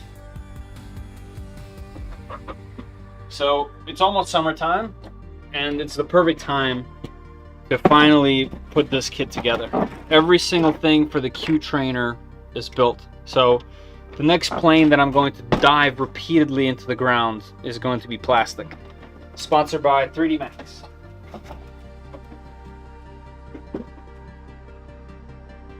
And it's massive. It should be huge. So yeah, no more cardboard. Also, I had someone comment on that video in a really negative way, like they were not having fun at all. Like, they're like, didn't you know what you were doing? This airplane's horrible. It is the worst. You're the worst. I'm like, oh. I'm so sorry, young man. Or old man, I don't know. Whatever. Everyone needs to just chill. Yeah, I can't please everyone. I thought it was fun. I was having a good time.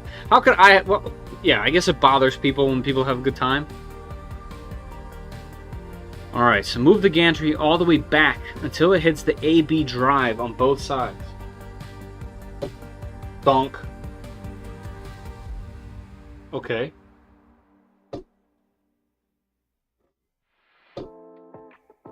Oh, there's little grooves. Man.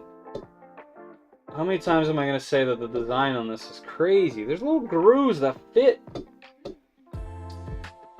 Really? That's deep. Fully tighten all screws. Okay.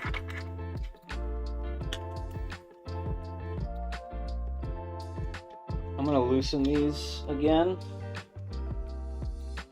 A little bit. Loosen this one. Loosen this. And this. And this. This. I'm going to loosen everything actually. And I'll start from scratch while making sure it's pushed up against the back. Alright, and I think I need a larger Allen. Yep. But no, the pulleys are separate, right? I'll loosen them anyway. Alright, loosened.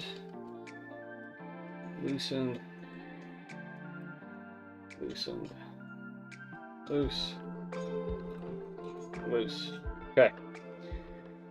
Yams! Welcome to the super exclusive, elusive, and cool membership of the 3D Print SOS YouTube gang. So cool.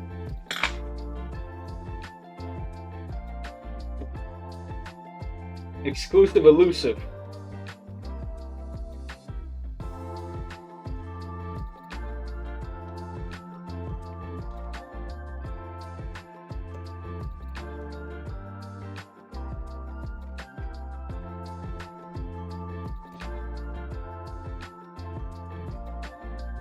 Have I mentioned how cool the design of this is?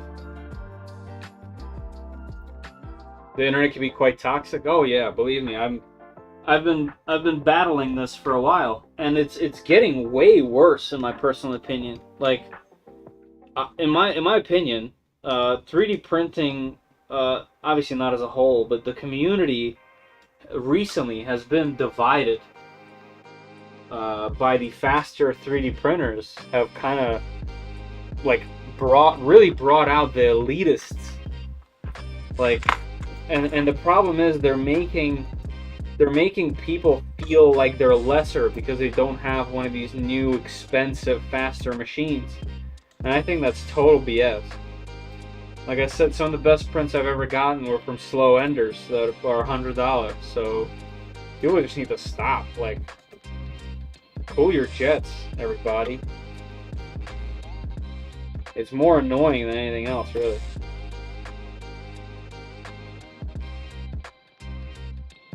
Alright, I don't know how far I should tighten them, but it doesn't seem like they need to be super tight up there. And I'm trying to keep the tension on these.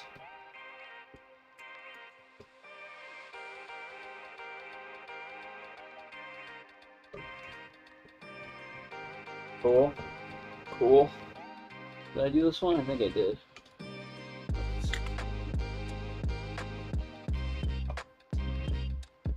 Yep. Okay. So that should be relatively square. Cool, we got our own gang. Just like school days. Yeah, like we're all at the lunch table, just having our own jokes. Everyone's like occasionally looking over. And then we all like huddle up and throw a Jello behind the shoulder. And then someone steps on their milk carton. And then someone flicks their the little thing off the can. You guys ever do that at lunch? I was a horrible child. Not tight enough to bind those idlers. Right. Thank you, Leon. Hey. They're definitely spinning so free. Yeah, they're good. Oh, I didn't tighten these. Right, okay. To bring that back. I was like, wow, that has a lot of play.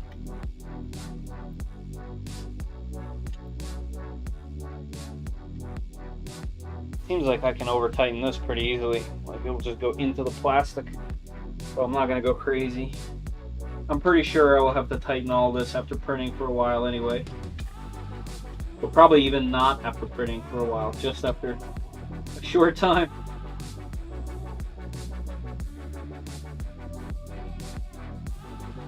Okay, there we go. Now we're tightening.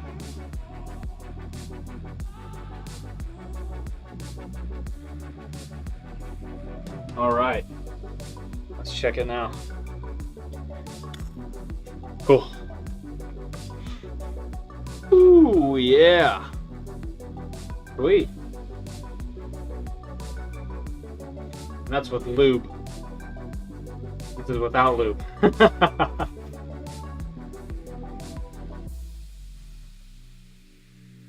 Yeah, that's pretty good. Feels nice. All right, let's put. Should we put some lubrication on there? That's why I like ball bearing idlers, because you can't over tighten them and bind them. You snap the printer part before you're binding. Yep, that's true. That is true. Yeah, these are all ball bearing idlers. Lord. So that's why I had to use the Hodo tools and the sandpaper earlier, because I had to slip those onto the bolts, and the bearings were a bit too tight. All right, and most importantly, the logo is upright in case the hot end goes flying off. All right, let's get this thing jam-packed with grease, which means I need my small driver again. Hodo! Yeah, I've been using it. Also, does this have a grease port? No. So the little dust cap comes off, and under the dust cap is a large gap that you can inevitably get grease into, but just by having it on the rail. All right, so we'll slide that as far as it lets me go without falling off. All right, cool. And let's get this on there.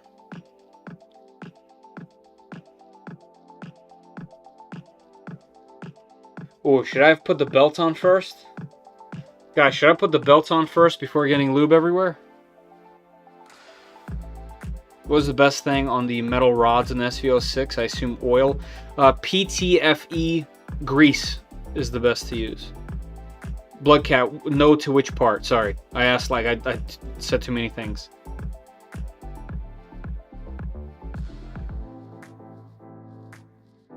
The delay.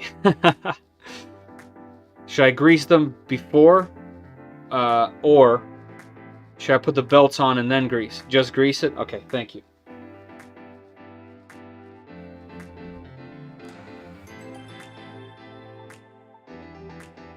All right, we greasing.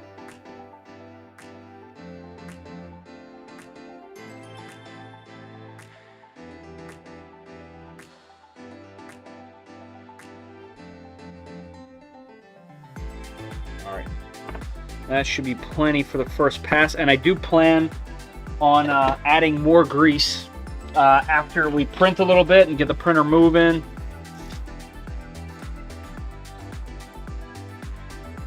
So this is the first initial get our feet wet scenario.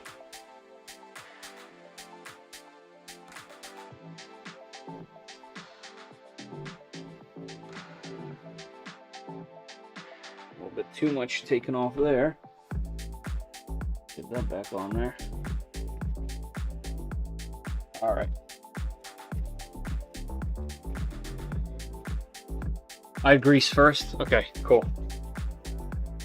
Yeah, sorry, Leon. Yes, that's what I was asking. Oh, yeah, I can feel it going in there. And then you can kind of feel the ball bearings start to grip. Oh, yeah. You guys hear that? Doesn't sound like death anymore. All right, I'll just get that inside. Yep, there we go. So you kind of, what I like to do, I have it facing the other way, but I push the grease in as I move, and it just kind of goes all inside. And then we'll just get the dust cap on there, and we should be good. So here, collect as much of that grease as we can.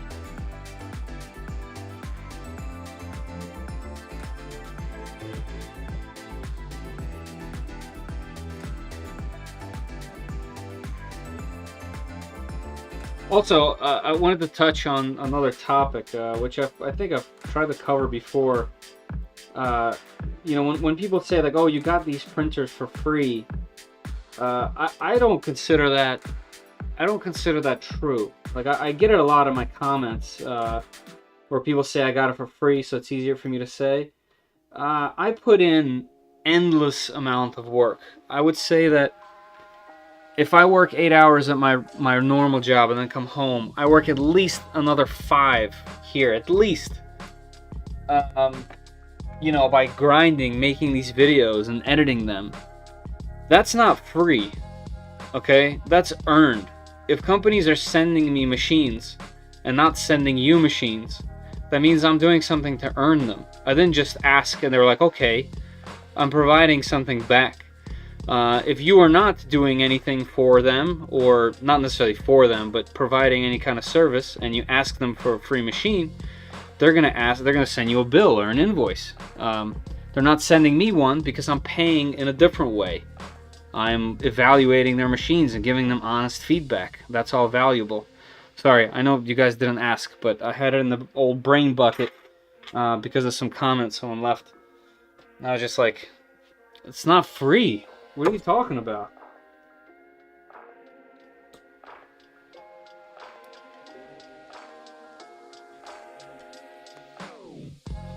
Oh, that feels so smooth. So yeah, here's our first benchy. You ready? Done. Benchy printed. Fastest benchy ever. It's also using some really hard to buy transparent filament where you can't see it at all. It's amazing.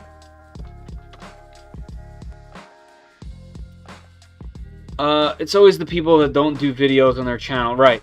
They have no idea the work involved in putting a video out. Right. I mean, anyone can really put a video out, right? And I encourage everyone to do it. Why not? It's totally easy. But then get yourself 1,000 subs and 40,000 watch hours so you can be monetized.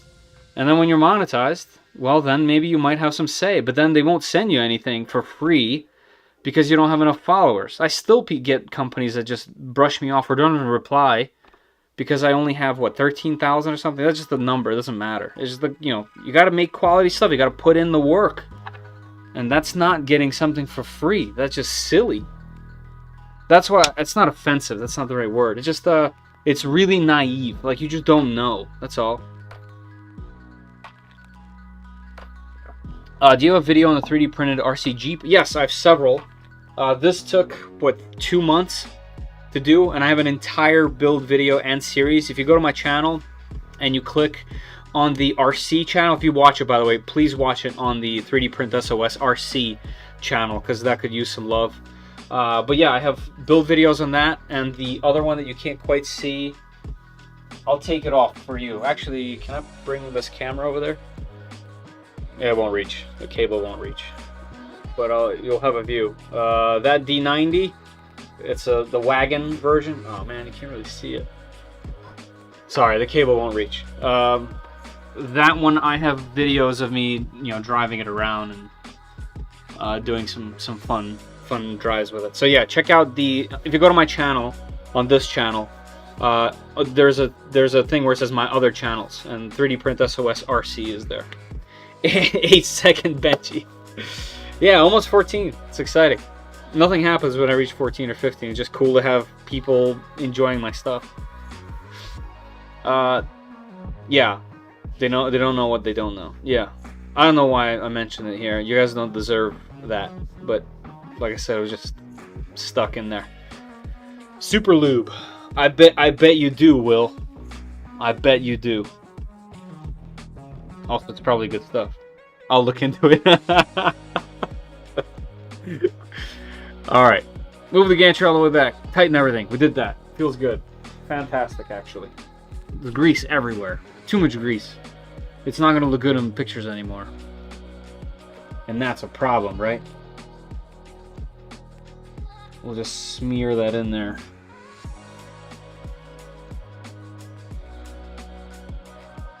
Alright. The Voron Legacy is a modernized design true to the spirit of the original Voron 1.0. I love the little lore that they put in here. Good stuff. I feel like there needs to be a play button so that someone could say it in a deep voice. The Voron Legacy is a modernized design true to the spirit of the original Voron 1.0. Sorry, you guys didn't deserve that. Alright, next up is belts. Next up is belts. The Voron belt path. Voron printers use a belt path based on the popular Core XY pattern. The individual belt paths are stacked on top of each other, and the crossing often found on Core XY designs is omitted. Compared to the many other implementations, the motors are mounted to a less intrusive positions. To learn more about the principles behind Core XY, visit this link. Equal belt tension is important to proper function of a Core XY motion system.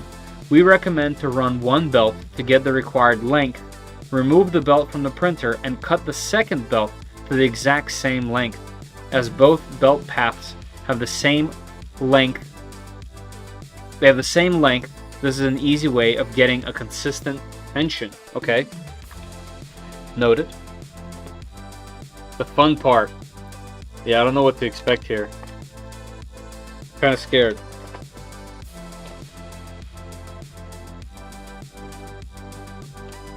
Alright. Man, I feel like I got like bit by a mosquito or something itchy on my forehead randomly. Some skeets coming out.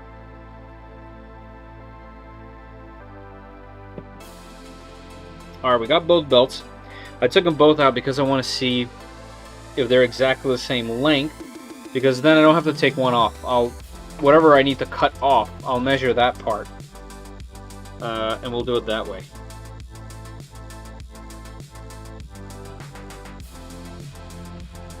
I have to go in 10. Oh no! Cool Gates belts. Gates belts. It's alright. You can always watch the rest later if you're compelled. Caleb. Hard to do the same process on my belted Z. Yes, belted Z is cool. Always wanted to do that.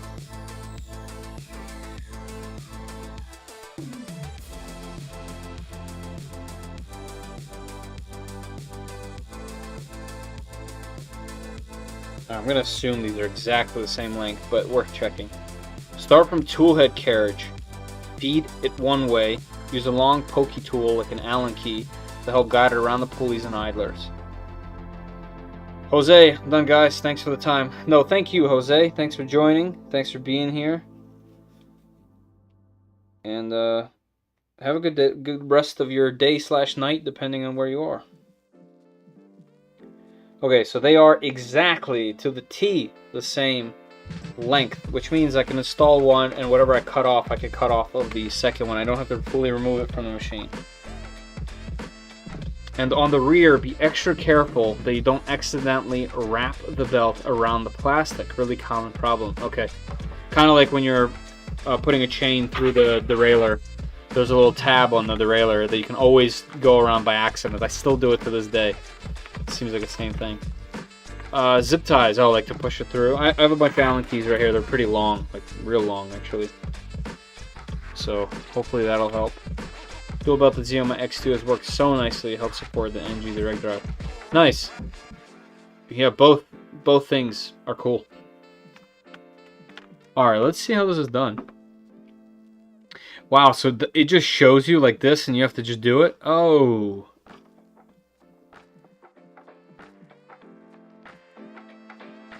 Wait, do I put... Wait, you're saying start of the tool head. Exactly like that, yep. Zip tie and dental picks are good too. Zip ties flex around and grip helps. Alright, I have zip ties.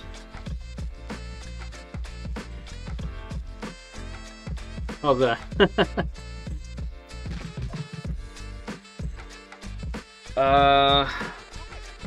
Alright, hold up. So you're saying start of the toolhead carriage, which means I need to do this portion first, correct?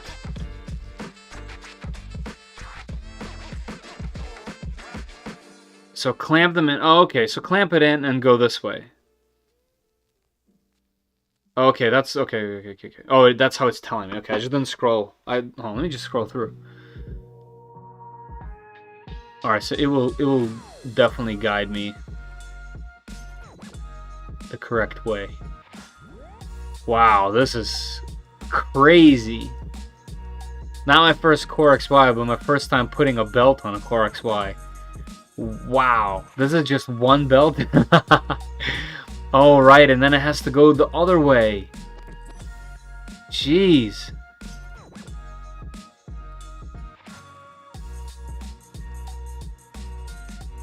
Holy.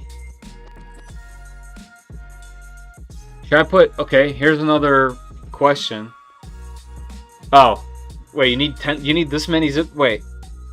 You keep the zip ties in there to hold the belt? Is that what you're saying?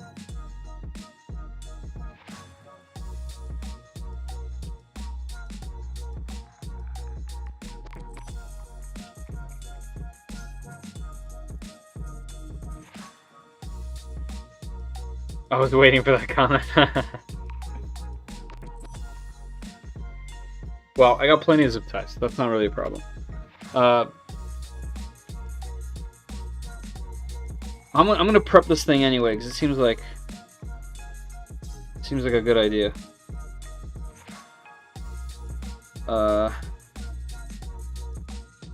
M3 by 12. Okay, M3 by 12. M3 by 12. What's I'll ask for that later. Feed zip ties through, then pull zip tie belt through at the same time. Okay, it's actually not too bad. Just make sure you keep track. Okay. All right, let me just do this, and then we'll get into it. That is this. Okay, this gets threaded in there. All right. Let's get them in there. Oh, whoa, hey, ooh.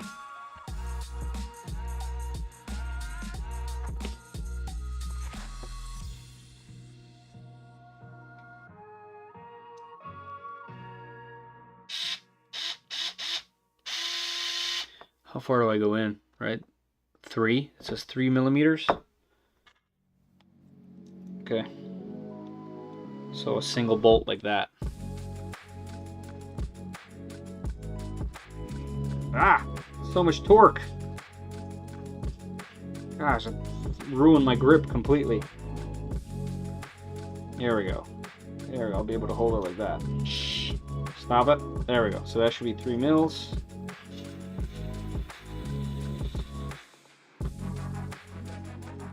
Okay. Perfect. We'll do the same here. Get it started. Grab another one. Yes, so Loctite. I thought about this, and I decided to do it like the kit, and the kit didn't come with it. And I decided not to get it. I'm gonna regret it later, but that's okay, because I plan on doing other things, and they're gonna require me to take stuff apart. And as I take stuff apart, I'm going to put thread locker on there. I want to see what it's like without it. Obviously, if so many people are mentioning it, it's obviously important. I totally understand. I appreciate you guys keep mentioning it. I am willingly, probably in a bad way, as a bad idea, I'm omitting it at the moment. I used to hate running belts, but once I modded to open idlers, it was easier. Oh, that's a thing? That's kind of cool. So as in, like, the tops are all open? Sorry, when I said start riding from the toolhead carriage, it was just to use as a reference point. You don't have to actually prep the printer parts now. Oh, I know. I got it when you said it the first time. I just feel like it'd be nice to have it there because it looks like... I mean, it looks like they want me to start here. Right? Like, it looks like I'm putting the belts in right here. Yeah. Clamp the belts and start at the belts, and now I'm running them. Yeah, so they have it. That's how they have it in here, Leon. Yeah, this just shows you what to expect, how to expect the belt path to go. And then it tells you to start it right here at, you know, with this. So we're good. Oh, there's a little thumbs up. I thought it was a middle finger. Alright, so we're talking about the... Oh, I'm gonna need both belts. It seems like, because it looks like I'm clamping them. So it looks like there's teeth already set up for this. And then we need M3 by 8, 4 of them. Alright, Caleb, thanks for joining. Appreciate you being here. Have a good night. What time is it here? 10:51. Okay, we're doing okay on time. But yes, have a good night, man. Let's see. Nope. This one? Yeah, okay. Time to get lube everywhere.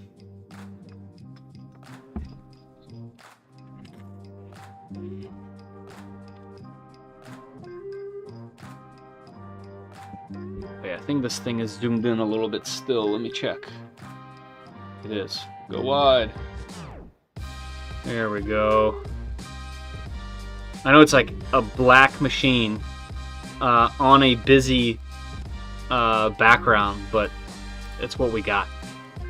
Also, I am going to turn it towards myself to make this a little bit easier for myself. There you go, that should fit nicely right there. Ooh, dinner movie, nice. Oh, watch with no volume, cool. Enjoy. And thank you for all your tips. Tips and tricks. Pro tips. Also, so how does the center part work? Do they just kind of like dangle like that? Yeah, 'cause they don't get clamped really. What goes in the center there? Front ironers are kind of a pain. That's the only real hard part. All right, let's just put this on there and stop doing whatever it is that I'm doing. I'm procrastinating is what I'm doing. All right, let's make them the same. There you go. Yep, like this. Go one tooth back so that they're flush. All right, right there, perfect. So how do we get this on there without the belts just coming off my fingers?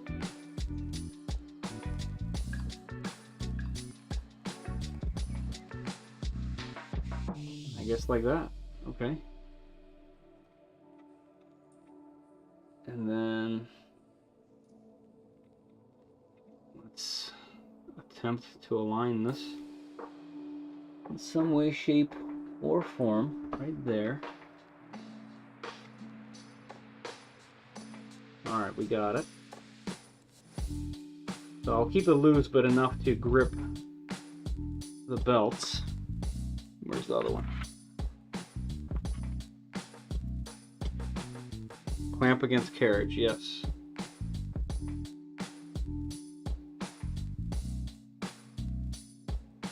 Alright, so that is clamped. So, this way. Okay, so I have them like this, and this is the same length. It'll be flush with the front of it. So just like in the diagram. So that's how we have it for now. There we go. Alright, and this one we'll keep prepped. Right, teeth towards me. Oh, my back again.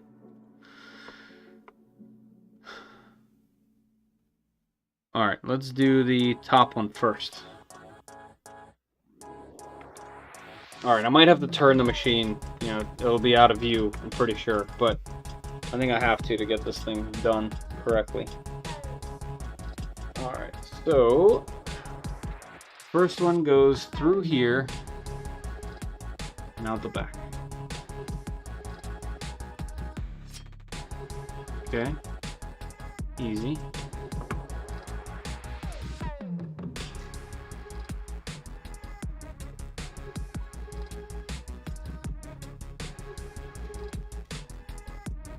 You gotta make sure it's in there. There we go. Pull that yet. Alright, it's in the first idler. And then we're going just all the way around, it looks like, the outside. And we're going on the upper one this time around. Okay. I like all the little grooves for this. Once again, very smart design. Alright, now here's where it's probably going into somewhere. Let's set that down. Get the next diagram up. Okay, yeah, so that's going around and in the route and back out. Okay, let me grab a zip tie. Alright, so that's going all the way over here. And we are going in.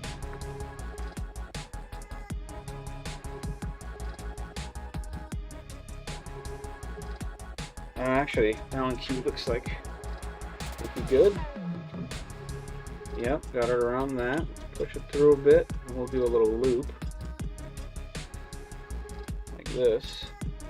So then it needs to come back through this way.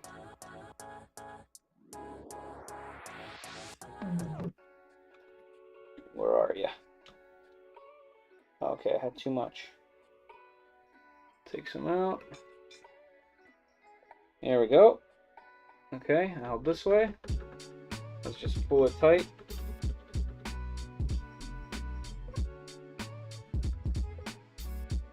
Perfect.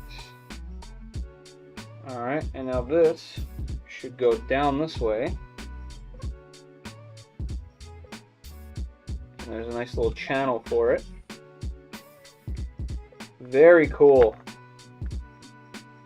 It is very cool to see this and actually do it in person. All right, and then this part, where does it go from here?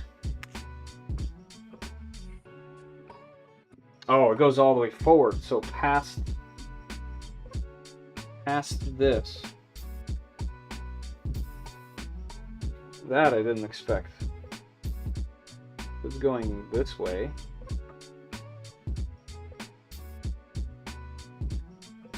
Come on. Come on, fingers. There we go. And let's see, the teeth out, teeth out. So, of course, I messed that up. Teeth out this way.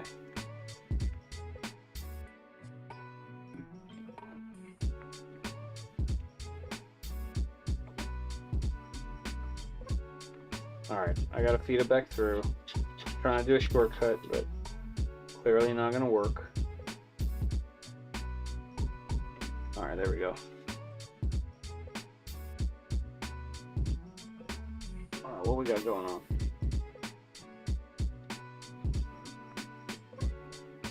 Okay, and then this goes in through this idler. Belt is like looped the other way. Oh, you guys can't see me having fun over here. Alright, this has to go in this way. And then I have to push it to go around. Like that. And we can kind of feed it and help it. Feed it and help it. Here we go. Is it going? Yeah!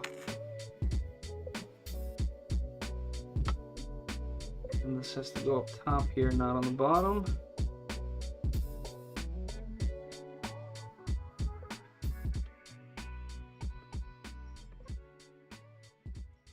Cool, okay, everything's good. And then we get the geared idler.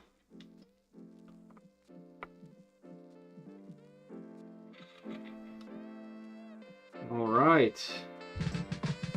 That is looking good. Yes. Okay. We're gonna set that down because. Oh, and actually, you know what? I'll put this on there really loosely. Hold it.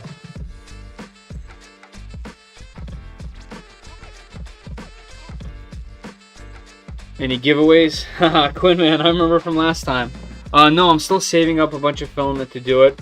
I also, you got to keep in mind, so I usually come home from work I have some family time, I have dinner with the family, and then when they're in bed, but then I go and jump down here as fast as I can, and within 30 minutes get the stream up.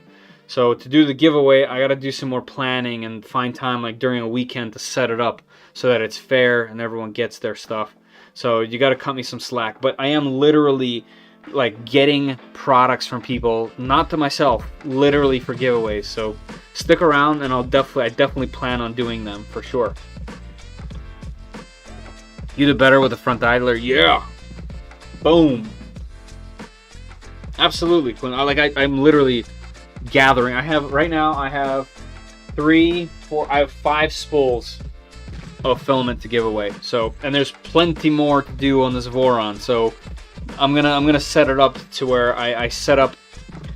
My plan is to plan out which ones I'm going to give away and when, like during which stream, and then I'm going to set up the links for each one so that when I do jump down here, set up all the lights and cameras and go into OBS, those links are already done for me, and I'll just be able to open them and, you know, do the giveaway. I should have planned in advance. I have no other time, but I try. I said, because I said in one of my earlier streams, not for the Voron, but I think the other streams that I was doing, is that I plan to do giveaways every stream, and I can't do it every stream. I just don't have the time to do it. But I'm still planning on doing giveaways.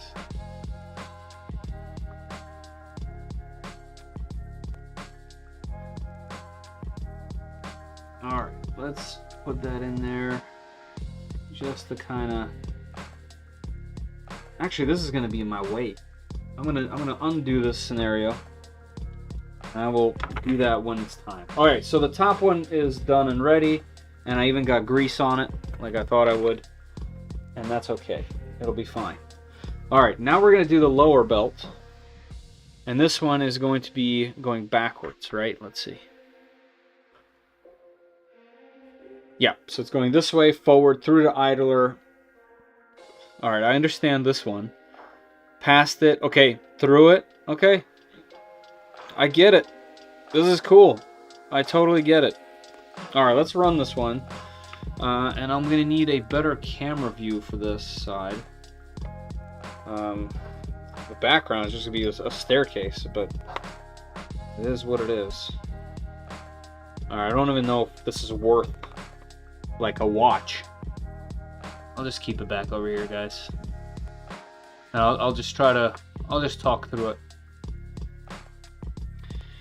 Alright, so this first one, I'm gonna make sure I have the teeth. I'm gonna go through the idler on the front. Like that.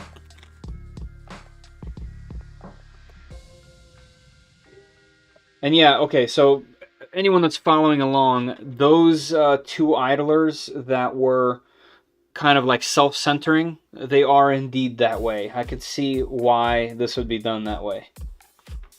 That is how it is.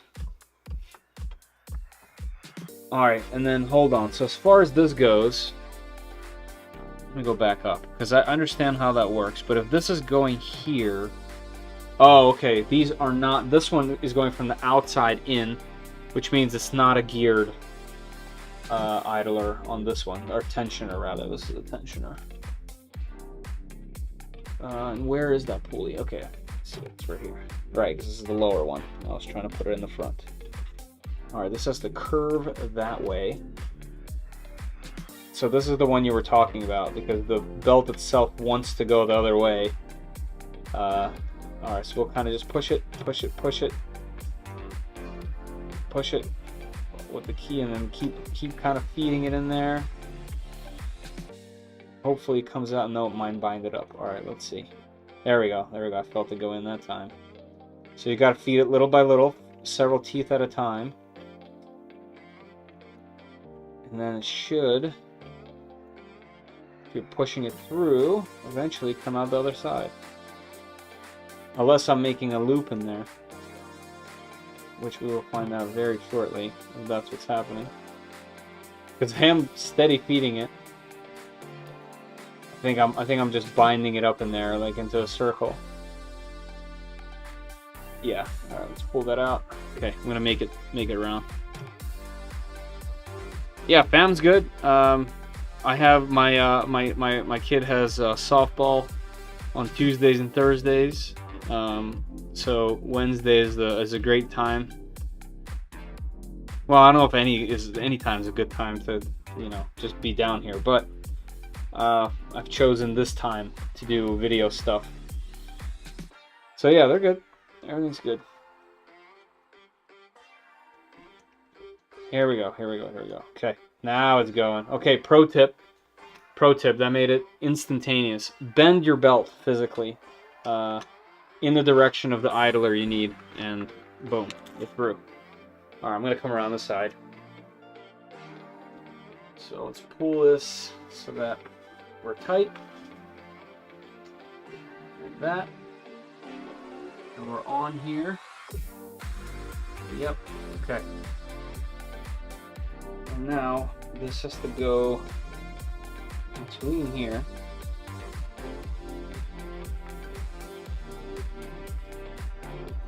And then between here, there we go, pull that tight again, so nothing's binding. Then I'll actually spin this so you guys can see what's happening right here. So the way this works, so we're gonna put this inside. Let me pull it.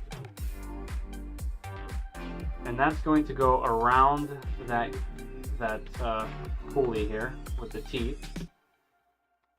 And the opening makes it nice and easy so that we can pull it back around the pulley. I'm doing it blind, I'm not even looking. Let's see if I can get it without looking. Just try not to turn the printer again with a small Allen key. I'll try to guide it where it needs to go. But we need to bend this thing this way a little bit.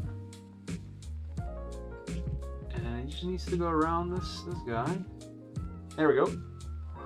Catch it. Make sure it goes around that pulley. Bam. Perfect. There we go.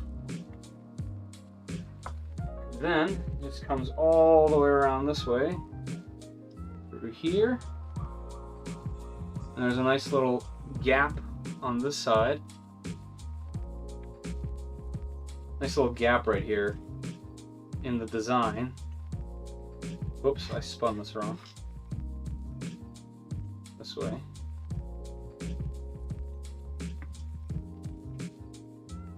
Like this. Right there, there's a nice little gap for the belt. So that's cool. And then, let's see, so now we go, where do we go here? Okay, so this has another smooth idler, so we can pull it all the way through underneath the other belt. There we go. And then we're gonna push it in through the front. Bam!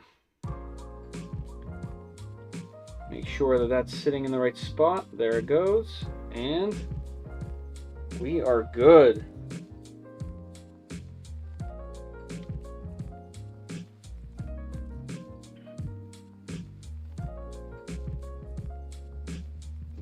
Okay. I don't know how, I guess by tightening it just little by little is how I'll figure out if everything is in the right spot. Oh right, you do it tight and then you use these in the front to tighten, put the tension on. Okay, cool. Fantastic. Very cool setup. Very enjoyable. I was, to be honest, I was very nervous about that, but not bad at all. Alright, and this, I'm guessing I can get at least some amount of play in this before they catch on the teeth of this. Well, let's try it. Actually, I might have to take one out. There it goes. Okay, yeah, so it'll... Let's see if I can get this one first before I start talking about it. Where is it? Where's the alignment here? Is the belt in the way? Yes. There we go, a couple teeth, and now, okay, I can still pull it. Perfect. Alright, so let me pull it. Pull it tight. Are these still equal? No, so this one's a little lower, so let's find why. I'm going to assume it's because it's not quite aligned somewhere. Okay, now that one's correct. Let's pull this one. Because remember, they were equal length, right?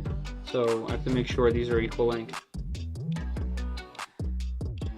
So this needs to be tightened just a hair more, so we can like hold the tension.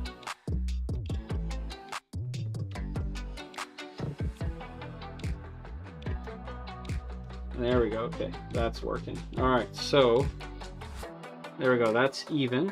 One tooth on the bottom, actually. There we go, I can like click them now. All right, that's even on this side. I think it just came out again.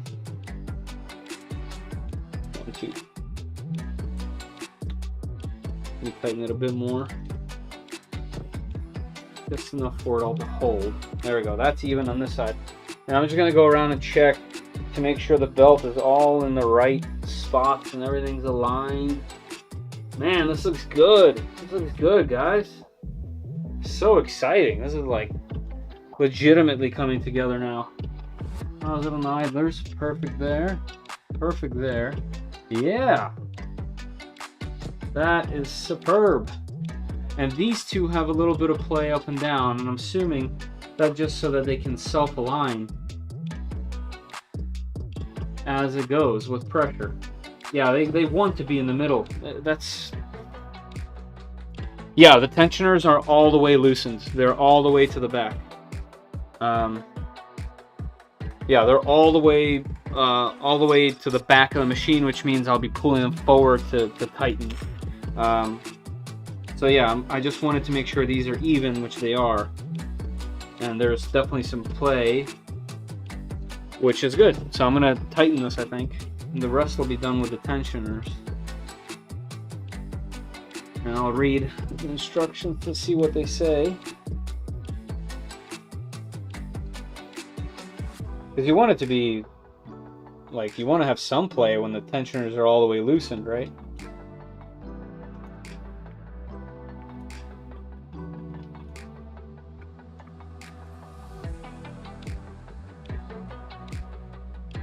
Hey! Yeah, this is definitely a complex belt system, but it's super cool. It's super cool. It's so cool how this works. And it's very obvious why this stuff didn't happen earlier in 3D printing, because the whole point was doing it cheap, right? Because it was so expensive. 3D printing was expensive. And now that the baseline is kind of set for cheap printers, they can start to get into this kind of stuff. I wonder if a TPU belt would hold up. It probably would to some degree, and actually, this would be a cool test on a smaller machine, because this belt is just so long. That would be super cool to test, Michael, like on a smaller machine, or on something with open idlers, so that you don't have to do this, just to see how long it would last. That's cool.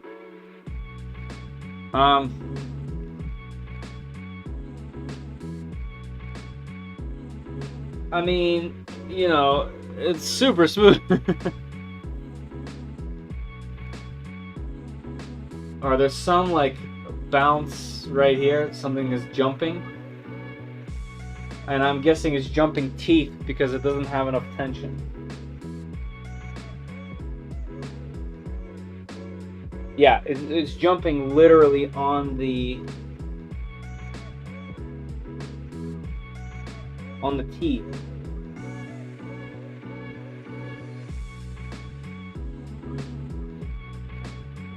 Right, is that what's happening? I feel like a... Yeah, when I go fast, I feel like almost like a feeling of teeth jumping. Where is that happening? Let's try to pinpoint where. Right here. That. Where is that happening? It's on this side somewhere. Yep, it's happening in here. None of that's loose at all. Take a look.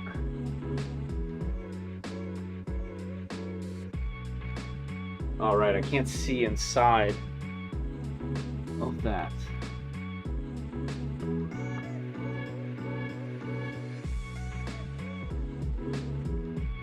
And everything is very smooth when you go slow. I'm guessing it just doesn't have enough tension on something. Yeah, because those things are, the gear is sitting perfect. The gear is sitting perfect there. Yeah, that's good. I'm not gonna worry about it too much. All right.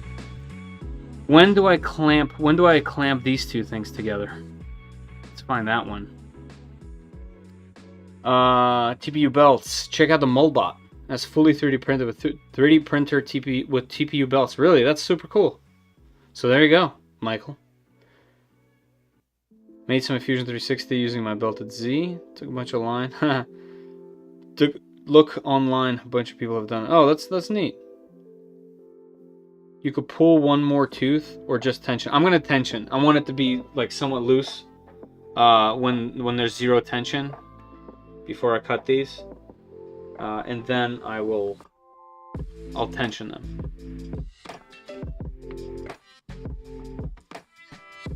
And we'll do the same test. Looks like it's when I pull to the right and go kind of diagonal, I get kind of a skipping on the right side, on the left side of the machine there.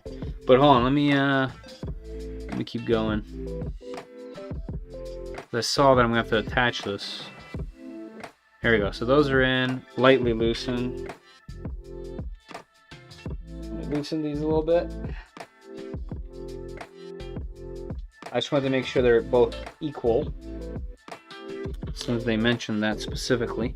All right, and then we need the M3x40, which are in here, and they're in the top section. Let's grab 2 of them. Let's get the right Allen keys. This one.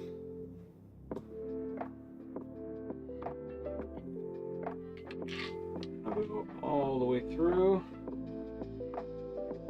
And all the way through. I'll do it by hand. Why not?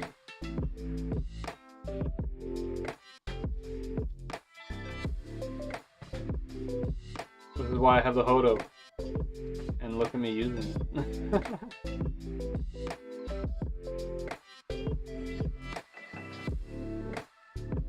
Here we go. Okay, it's biting in, going through. It's good.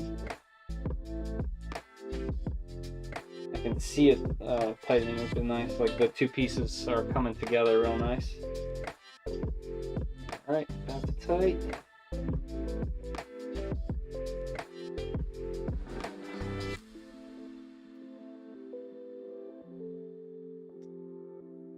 It's some yams. What is your profile picture of? Yams. I mean, he's going ham for some yams.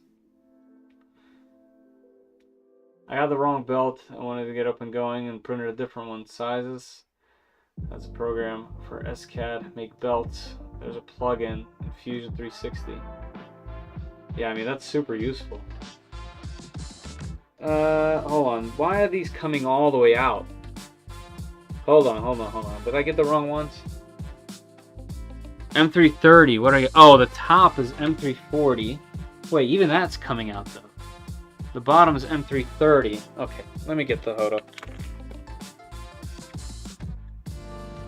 Hold up.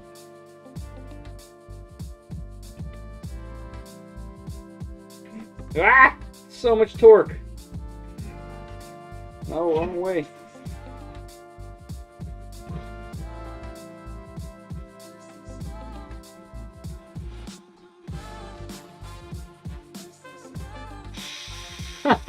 You only see what's on your mind.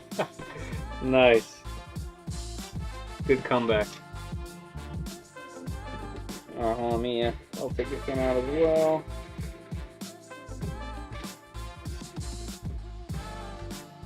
Come on out, friend. Alright, let me look at what I've done. So yeah, the top is M3 by 40, so this is supposed to go on top, but it's sticking out. I'm guessing that's fine, but aesthetically that's not looking good. And then the bottom is an M3 by 30, and those are right here. Okay, so this one is lower, M3 by 40. Okay, I mean that's what it says, so I'll do what it says. Yeah, let's do the bottom one.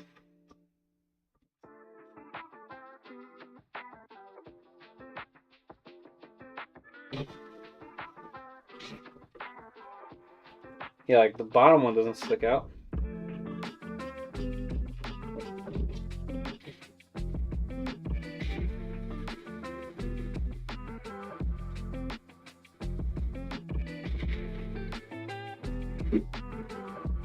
Wonder what the deal is. I kind of don't like that. Maybe there's a reason for this. You guys see what I'm talking about? See that little guy? I don't like that sticks out like that. Looks like it's not gonna matter, but is there a reason for that? This one is flush. This one sticks out. Is it possible that maybe it's like a outdated instruction or something along those lines? For anyone that knows, potentially? I guess I would see it stick out in the illustration, right? Yeah, I mean, yeah, see like right here, above me, right there, like it's not sticking out there. I'm gonna put in a smaller one. I'm gonna take that out. Yours did it, as in like you have a longer one in there as well?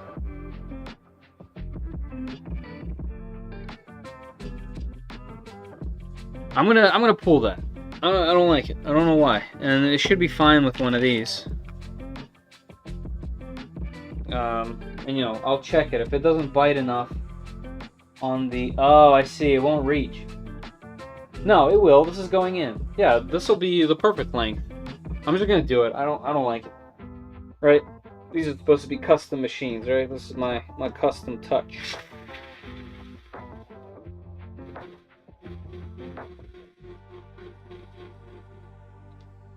Watch me need an exact count of these 30s.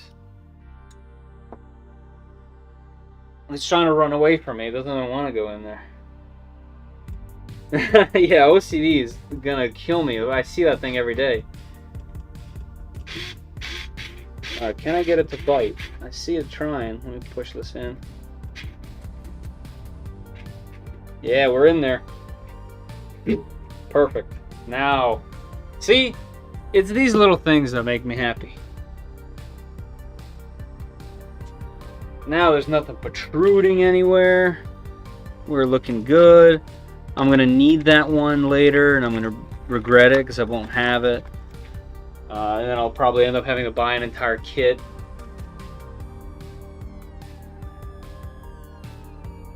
I can't help it, guys. I want things a certain way. I like it clean like that.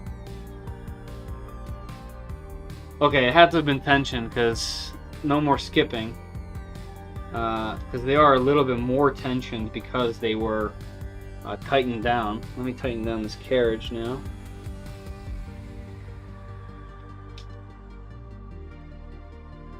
And then we'll do the front tensioners. I'm not sure if I'm supposed to or not, but... And then we'll cut, which kind of don't want to do. And I'm guessing between... Oh, I see what I did. All right, check this out. This is a thing to note for anyone that's watching before doing it themselves. I accidentally clamped these belts inside of there, so they are being tensioned by this. So yeah, that's coming apart. That's coming apart. Let me see if I can do it without pulling that off. Let's see, I don't need to take that side off, just this side. They're bolted together, so that's not going to work, but I'm going to try anyway. Loosen, loosen. Let's see, I'll take a small Allen key. No, they're clamped in there, so this has to come off.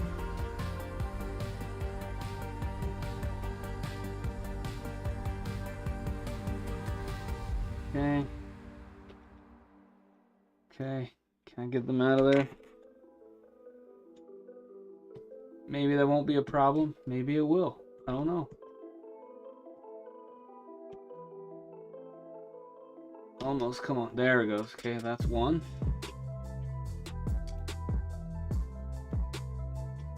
There it goes. That's how you want them, right there. Can you guys see that? Yeah. So I had them tucked underneath. So we'll gotta make sure that that's not a thing that happens. What I was trying to say was a wire is going to go through there for the stock leveling sensor. Also, Lord Boo, if you're still in here, my beacon shipped. The belt paths have to be like perfectly the same length, right? Yeah, they are. That's kind of one of the main things I'm worried about with my first Voron. Well, this is my first Voron, and I'm really worried about it, but it seems to be pretty good.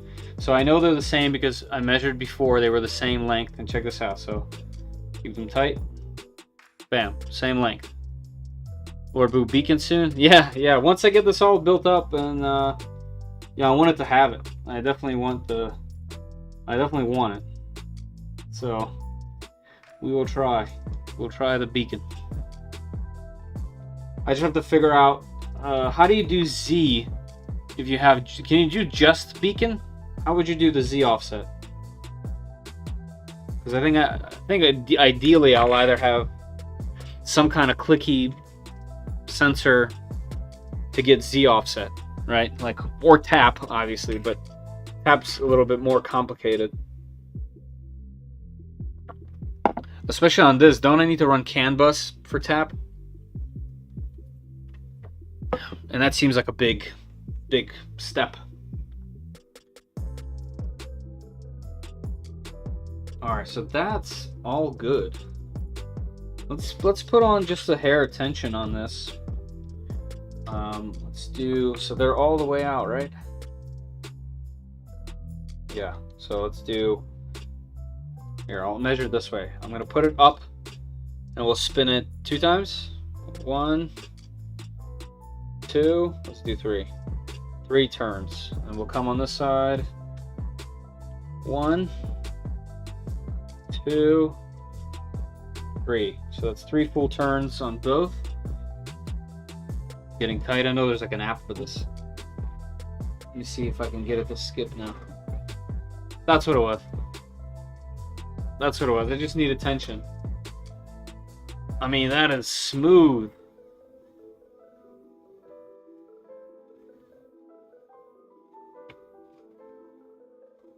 Cool. I think that's the most movement, right? Forward, straight forward, and straight left and right is the most. Because if you do a diagonal, one belt pretty much like stays still while the other one goes nuts. So keeping one axis straight and moving it is the most movements. Yeah, it feels great. Don't have to do CAN bus for tap, just run a long wire, I guess, right? And then tensioning the belts properly. I'm guessing that's going to be a tutorial that I have to figure out at some point, right?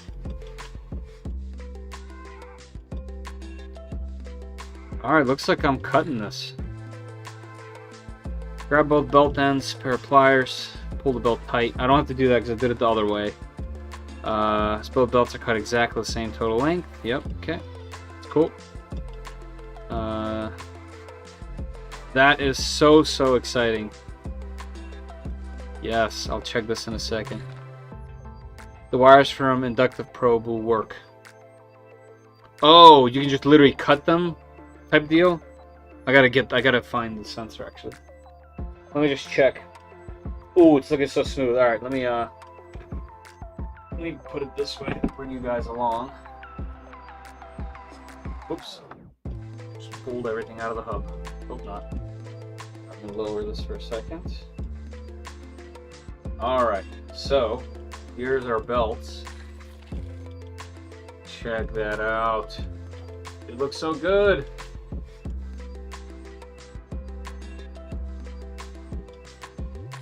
That is so exciting. Let's see. Ow.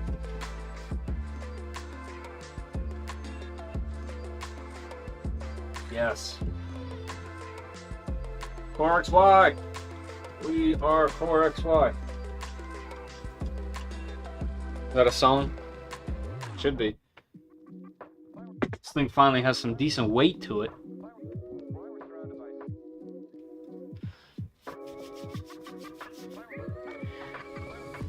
RadOS is a built-in macro for belt tension. Really? What does it do? What does it do, Lord? How could a macro do a thing like that? Oh, there's this little piece. I was literally just holding this little guy, about to ask what that's for. But it looks like it's explained in this photo. Oops, wrong direction. Manual focus. There we go. I didn't have it focused again. You know, it's hard to keep track of all these things. This little guy.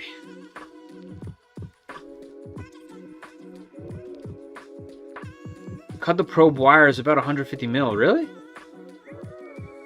For what? I guess I have to put connectors on it, don't I? Adjust probe position 6 millimeters. Oh, okay. This fits back there and adjusts. Uses the ADXL and shakes each motor at different hertz. Ah, that's cool. That's really cool. And I guess then it tells you to tighten or loosen.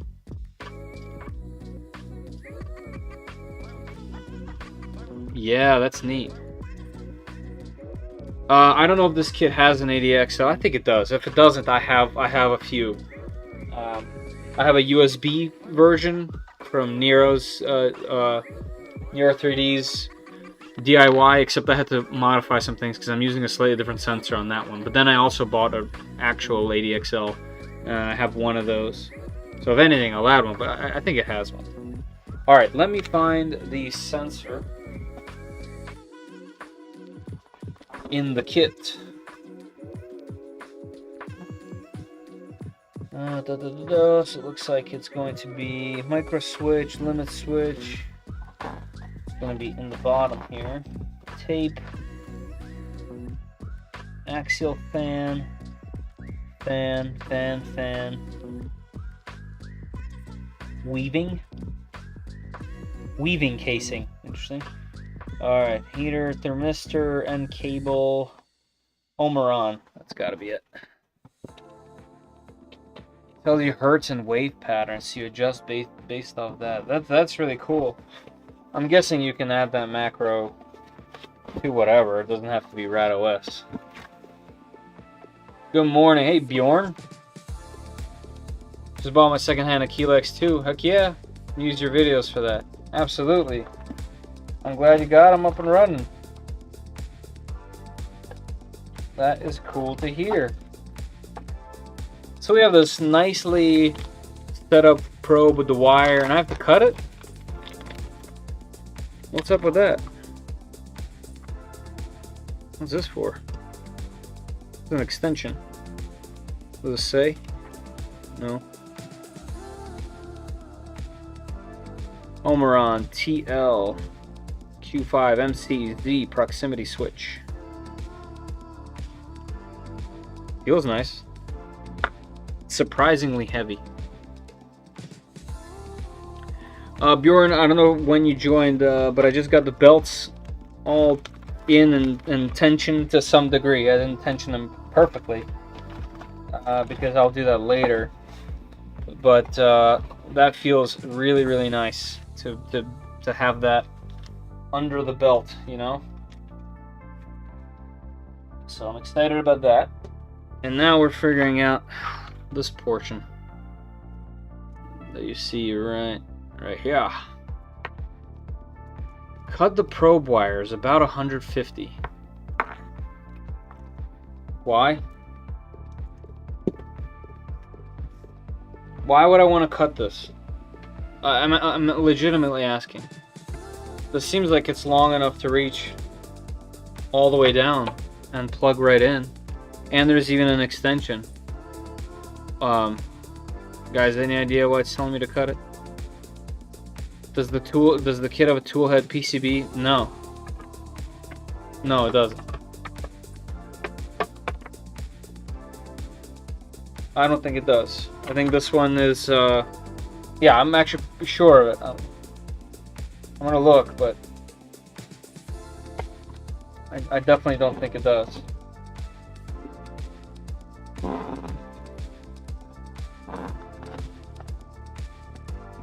So that's foam tape.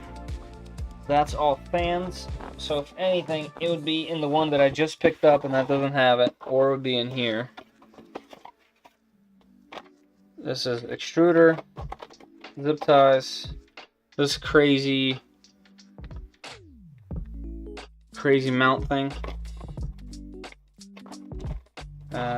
plugs, Cat 5 cable.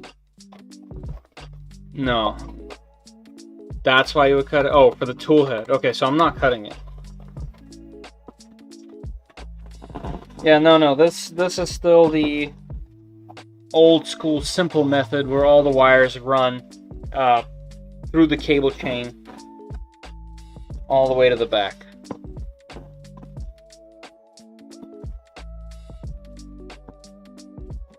So no cutting. I forgot to put the extension back. Great. Alright, I'll put it at the top.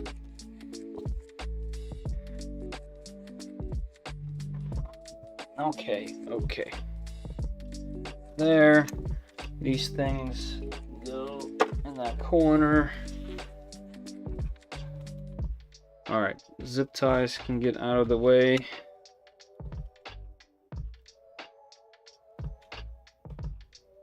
Put that there.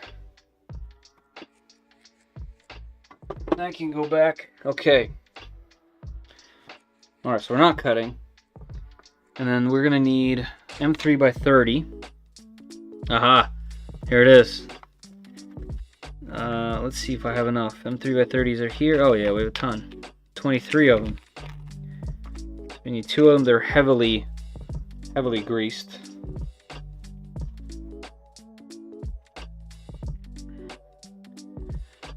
All right, let's throw this bad boy on there.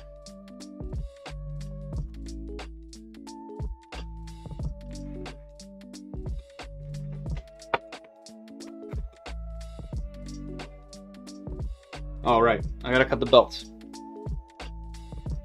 I was hesitant to cut the belts, but here we go. We're gonna make it official. We are belted now. I'm just gonna cut flat, or flush rather. Bam. Bam. Cut that one a little crooked. Let's make that a little more even. This one too. Voila. That's it. We've done it. Is this some kind of official thing? Do people do anything with these? There's got to be like some cool Voron specific thing to do with these little bits. It's like a Voron only type of thing, yeah. There we go. Make some kind of keychain or tassel. The official Voron tassel.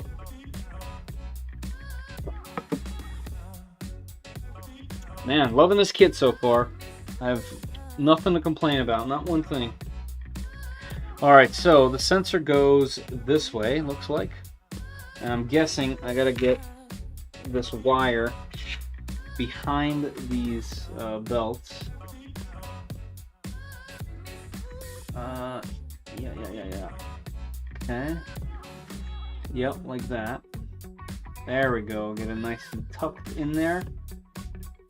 Just like that. Very cool. Let me move this all the way to the front.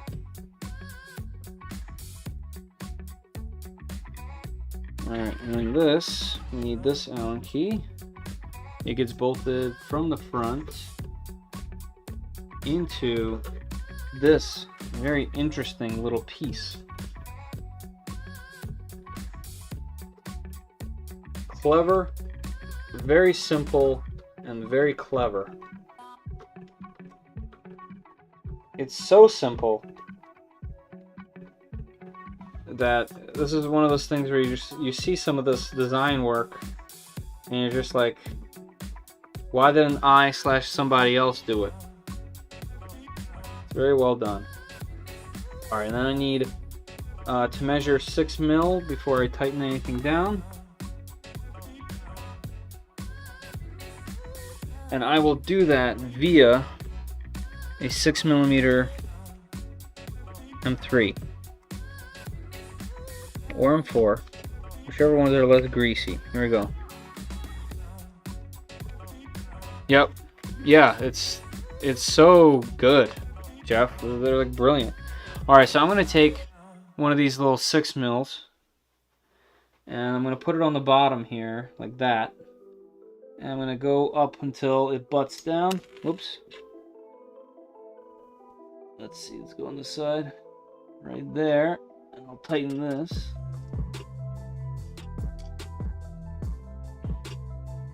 Let's go on this side, do the same. And now I know that that's 6 mils. So it needs to go a little higher. Let's push it. There we go. Check this side too. Yep. Pretty good. Maybe a little lower. Loosen it. Push it down. There we go. There we go. Where did that go? Gotcha. Measure this way. Push up. Measure this way. Push up. There we go. That's even. Let's tighten. And it tightens nice and evenly too. Cool. There we go. That's our leveling sensor. Nice and easy. Cool little way to do that. And then this gets bent up, right? That's what it said. Let's see. Yeah, okay. Probe position 6mm below plastic. Yep. Guide the probe cable into the highlighted slot. Magnet. Oh, I don't have that part. I don't have the Hall effect.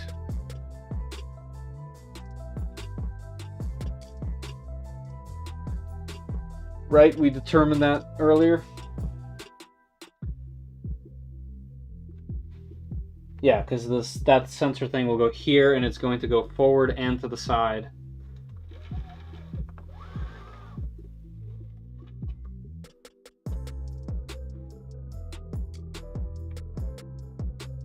Cool.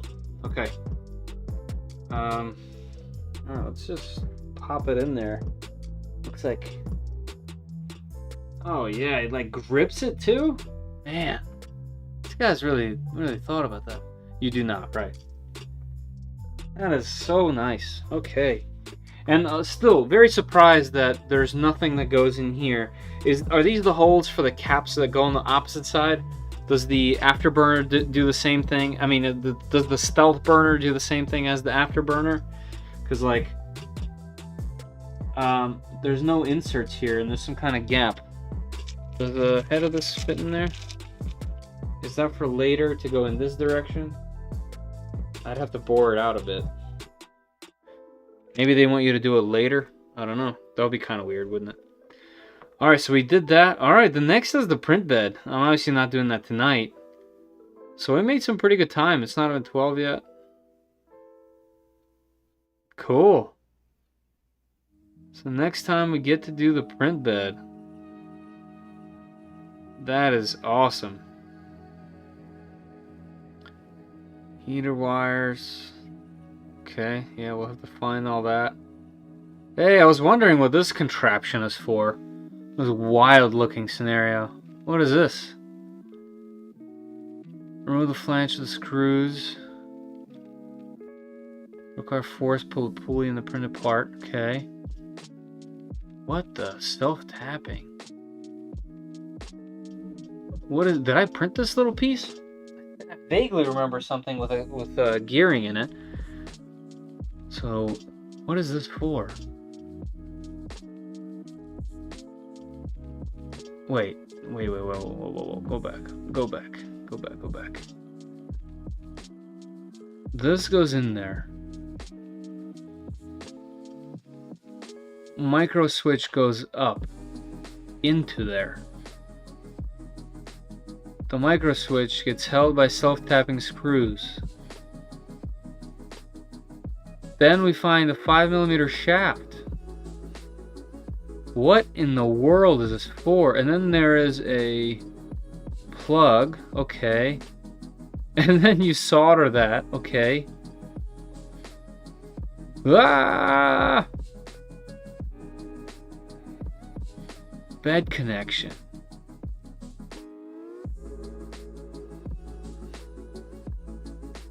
What is this for? Nozzle pushes on the shaft.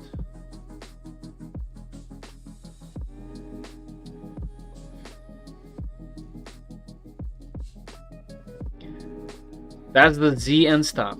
Bob, okay, Z, okay, I should have read that earlier. Stuff has inserts, but manually as afterburner. So I'm doing a stealth, which means I'll probably have to put inserts in there. That's okay. We'll do it as we get there. I know this will have this manual will have the afterburner in it, but I printed everything for a stealth. Also, does that mean I need different gearing? I don't think I do. I think the gearing's the same between stealth and afterburner. I didn't think about that. So, hold on. So, back to this. What is this piece? And is this piece something that is printed? Jeff and Bob, if you guys know. Can you guys tell me about that? And then we're going right in the frame.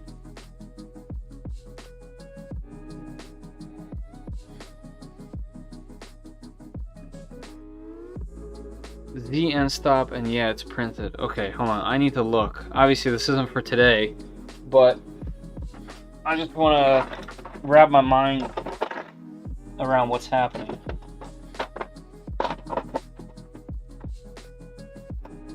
Alright, so that's a piece for filament. This is all for the bottom. Let me see what it looks like again. Alright, so it's almost like a shelf looking piece. I don't remember that piece at all.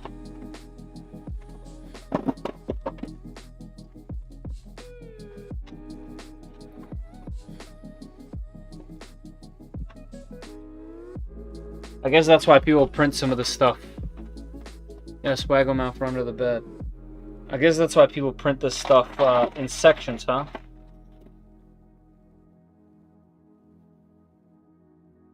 No, that's for the... What's this? Oh, don't know what that is.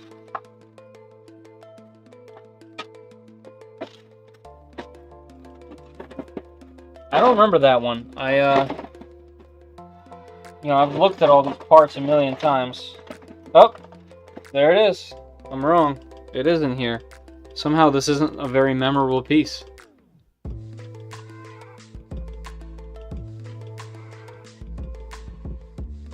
But yeah, pretty good looking little contraption. Blue parts are regular connectors, and the white part is printed. Okay, yeah, right, cool. Okay, I got it. I didn't remember this piece. I thought it'd be more memorable, but it's not. All right, so this is cool. I'm excited to like solder some stuff. So you're saying the clicky switch is attached to the side of this thing with that little switch right there where this shaft is. And then this, what's the point of this gear thing? Just to hold, make sure the shaft goes up and down straight? I mean, who thinks of this stuff? That's crazy. So then I'm guessing this pin is going to just hold it enough here so that it sits on top and has enough room to click. Jeez, that is... Wow. That's... Yeah, that's... props. Props, guys. That's just next level. That's next level. It didn't have to be that way.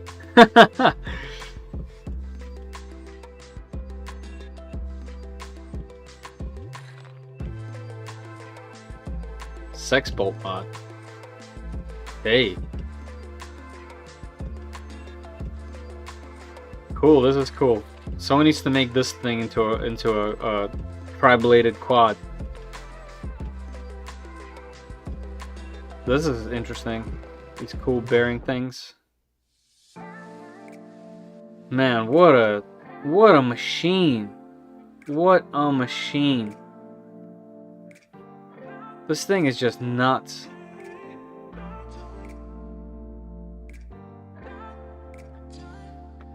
They use those pulleys with a piece of pulley off for a lot of stuff. It's on the M4 extruder and the V2.4 too, I think. Oh, cool, man.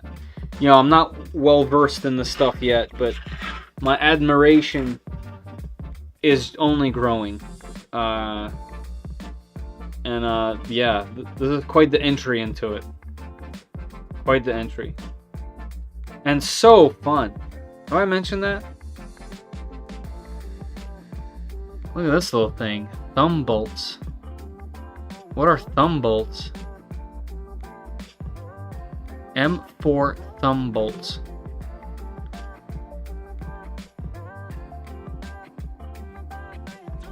Knurled nut?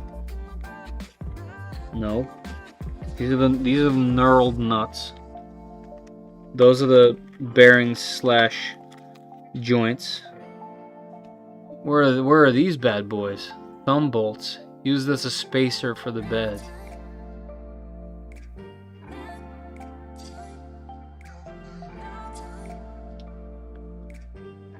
I guess I'll figure it out as I get there. And this is kind of blowing my mind. This thing right here. So essentially with beacon, this gets the Z offset. So this is the Z. Hold on, I'm trying to wrap my mind around this. Obviously, for people that have seen this before and dealt with it, it's probably pretty clear. So the nozzle touches this, and that's the bottom. That's the bottom of the Z. And then I'm assuming you set a Z offset. And so this sensor isn't for the Z. This sensor is quite literally only for the mesh. In which case, eventually, I will take this off again, and instead of here, I will have a beacon installed. Because it's just so much faster at mesh than this. So then I don't have to get... Hold on. Z end stop inductive does bed tram and mesh only. Yes, set Z offset. The sensors for mesh and belt tilt.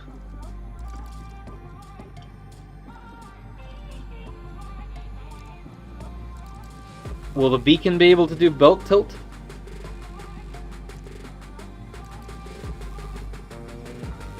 I instantly have a headache. You could tell I'm a designer slash in design, not engineering. Adjust the Z end stop position.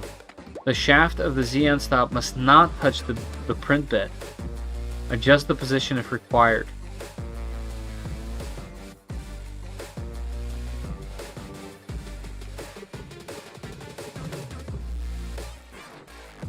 The shaft of the Z end stop must not touch the print bed. Oh, isn't like physically touching it. Okay. Yeah, brain overload. Yeah, my brain's broke. Yes, beacon can. Okay, so the beacon quite literally just replaces this Omeron right here.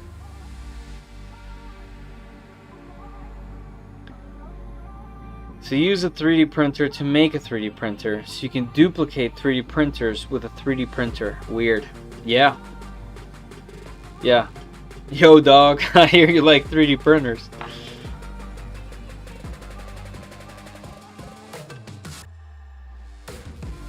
so cool.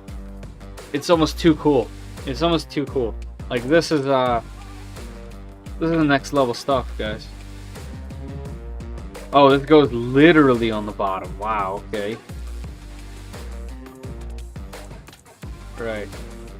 Okay, and this just gets hooked up right down there, and you can... And it's stationary. None of this stuff moves. So that wiring you can make nice and short, clean.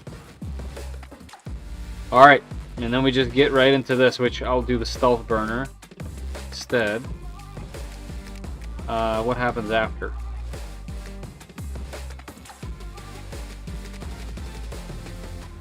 What happens after? Yeah, we won't have that. We don't have that tool PCB. Alright, so we will be here.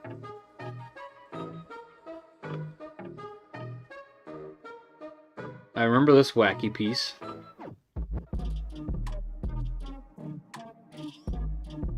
This is the anchor chain. So what are we doing next? Hold on, what's this say? Wiring prep. Okay, so this is all the little stuff for running wires. Yeah, I remember those pieces. Wow, we put a panel in. Look at that. That's the black one. That's the bottom all black one. So it gets held in by, it looks like that printed piece. Line a notch for the back, okay. Uh-huh. Deck panel. But this holds it down. Rotate 90 to lock it. Okay, so it gets held by the printed pieces themselves.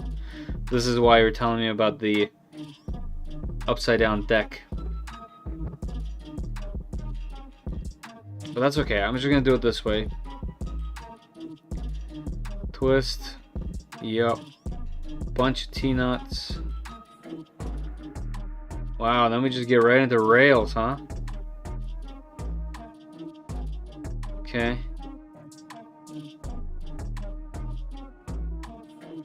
Is there a specific spot for these? I'm guessing it'll tell me like where to measure, or I'm cool to just put them wherever.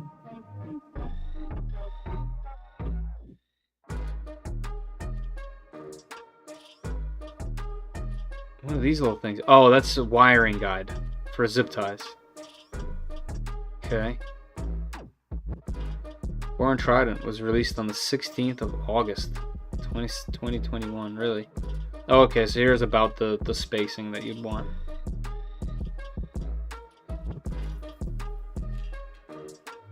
Wow, okay. I have a lot to learn and think about. Cool. Very exciting stuff. I printed all these for the right things that I have. At least as far as I know. Oh, okay, that's this, yep. Oh, okay. And then we're just going right into power inlets.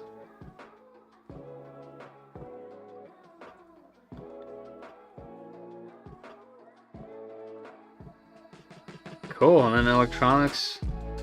Here's this wacky part. Yeah, I got that. Alright. Oh, that's gonna be... I'm nervous for this part more than the belts. But it seems relatively straightforward. You just have to pay attention and do. Yeah, here's this piece. And I got that piece. And stop for X and Y. But then, see, this has individual switches. I have like a PCB for this. It's allowable, it'll make sense. Okay. Oh, hold on. So that end stop will be swapped with tap, and the inductive will be beacon, your plan. Yeah, but what I'm saying is instead of doing tap right away, which I can hold off on, because that's a somewhat of a large upgrade, at least in my eyes. Beacon seems really simple to me. So I can drop in the beacon, use the wiring from this to install it. Just put a plug on it, and then keep that switch for Z, and eventually get tapped.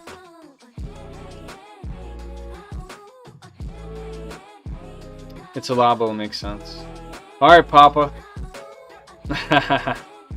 Overly handsome. Nice. Thank you for sticking around. I know it's already 12. Kind of crazy. Yes, Lord Boo. I have one. I don't know when I'm going to add it, but I have one.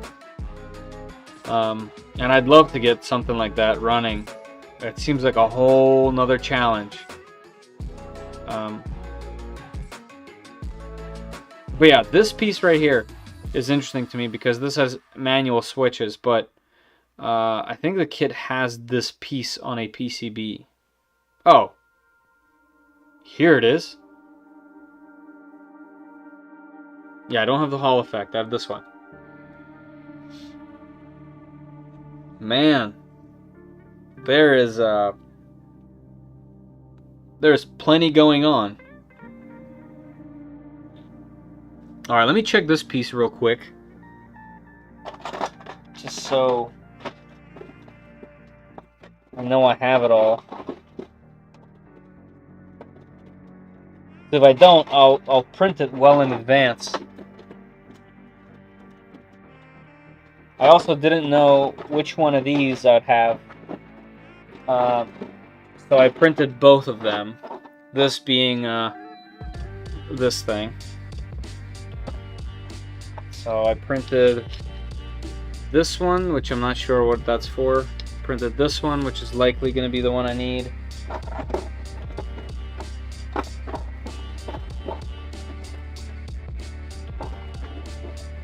And there's more. Alright, so where is that one piece that I'm looking for? Oh, here it is. So this one, this guy, this guy, this guy.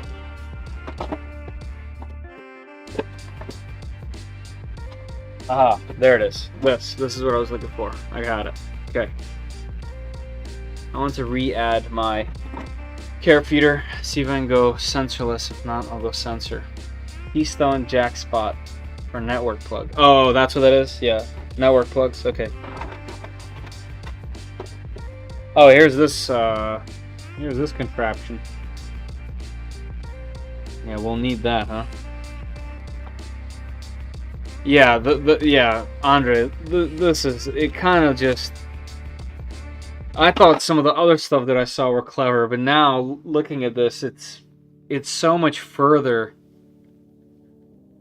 It's so much further than I expected. All right, I don't want to go that far. So the next time we're going to be prepping electronics.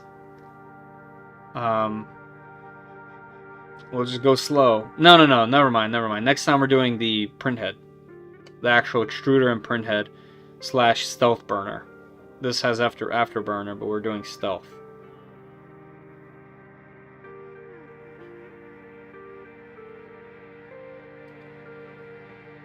And I have a manual for that already saved.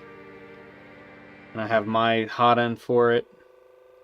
You should have a PCB to go with that. Yeah, right, Bob. Yeah, I do. I have, where is it? It was, I think it was up top. No, it was below. Right?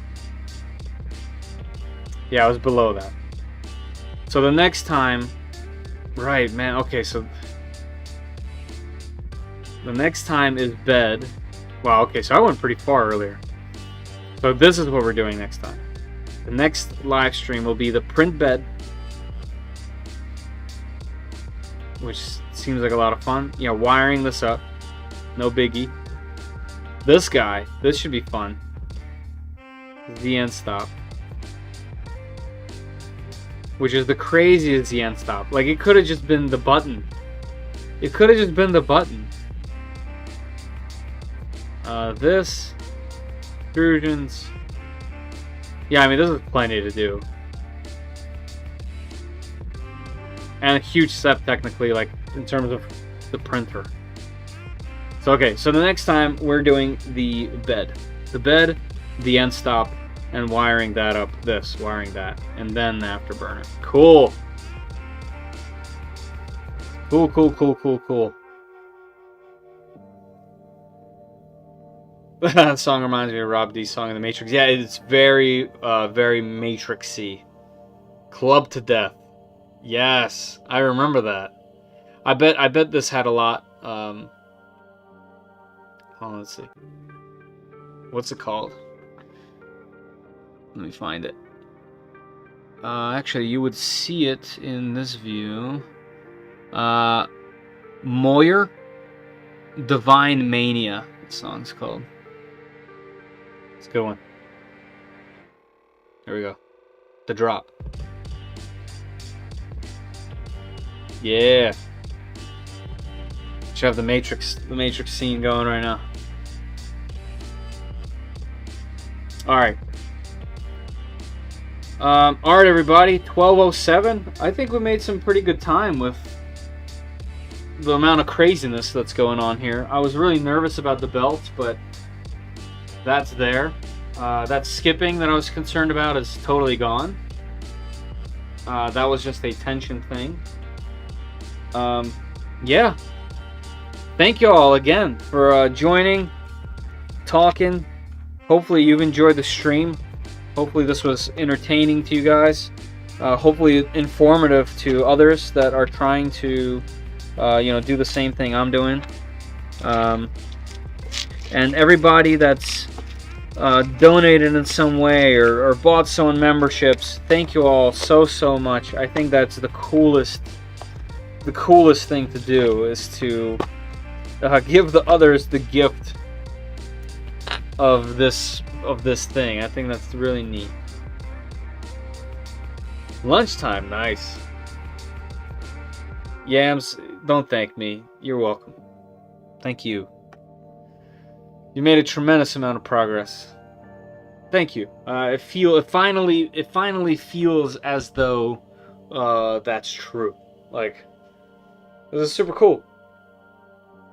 Like I said, I think like a second, third Voron is gonna be so fast, so much faster at least. This is very exciting right here. This could be a GIF.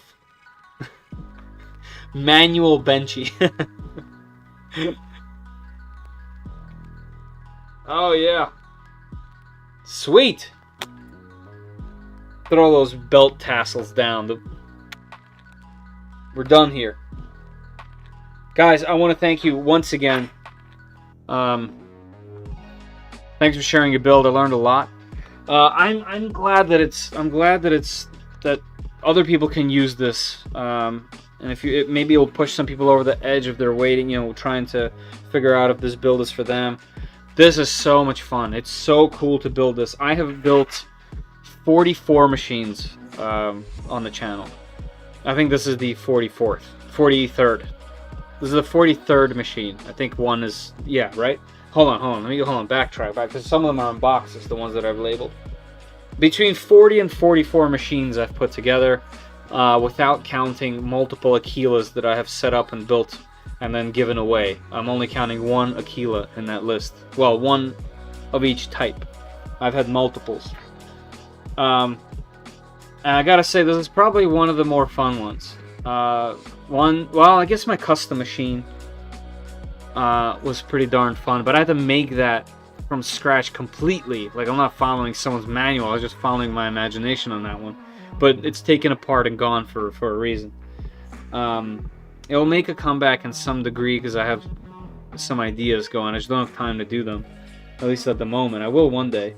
But yeah, this is on a different level. The amount of respect I have gained for the design is... And I haven't even reached, the middle. According to this manual, I'm about halfway right here on the bed. So I am...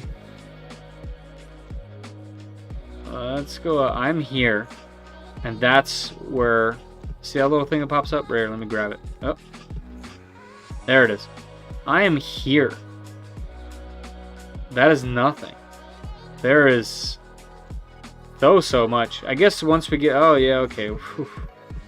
Oh, the wiring. Oh, my God. I am... surely stressing that. Whew. We'll get it done.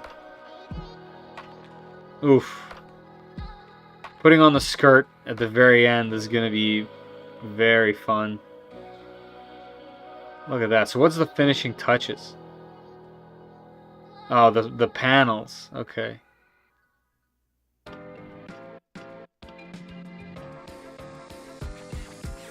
Oh, filter, right, the filter.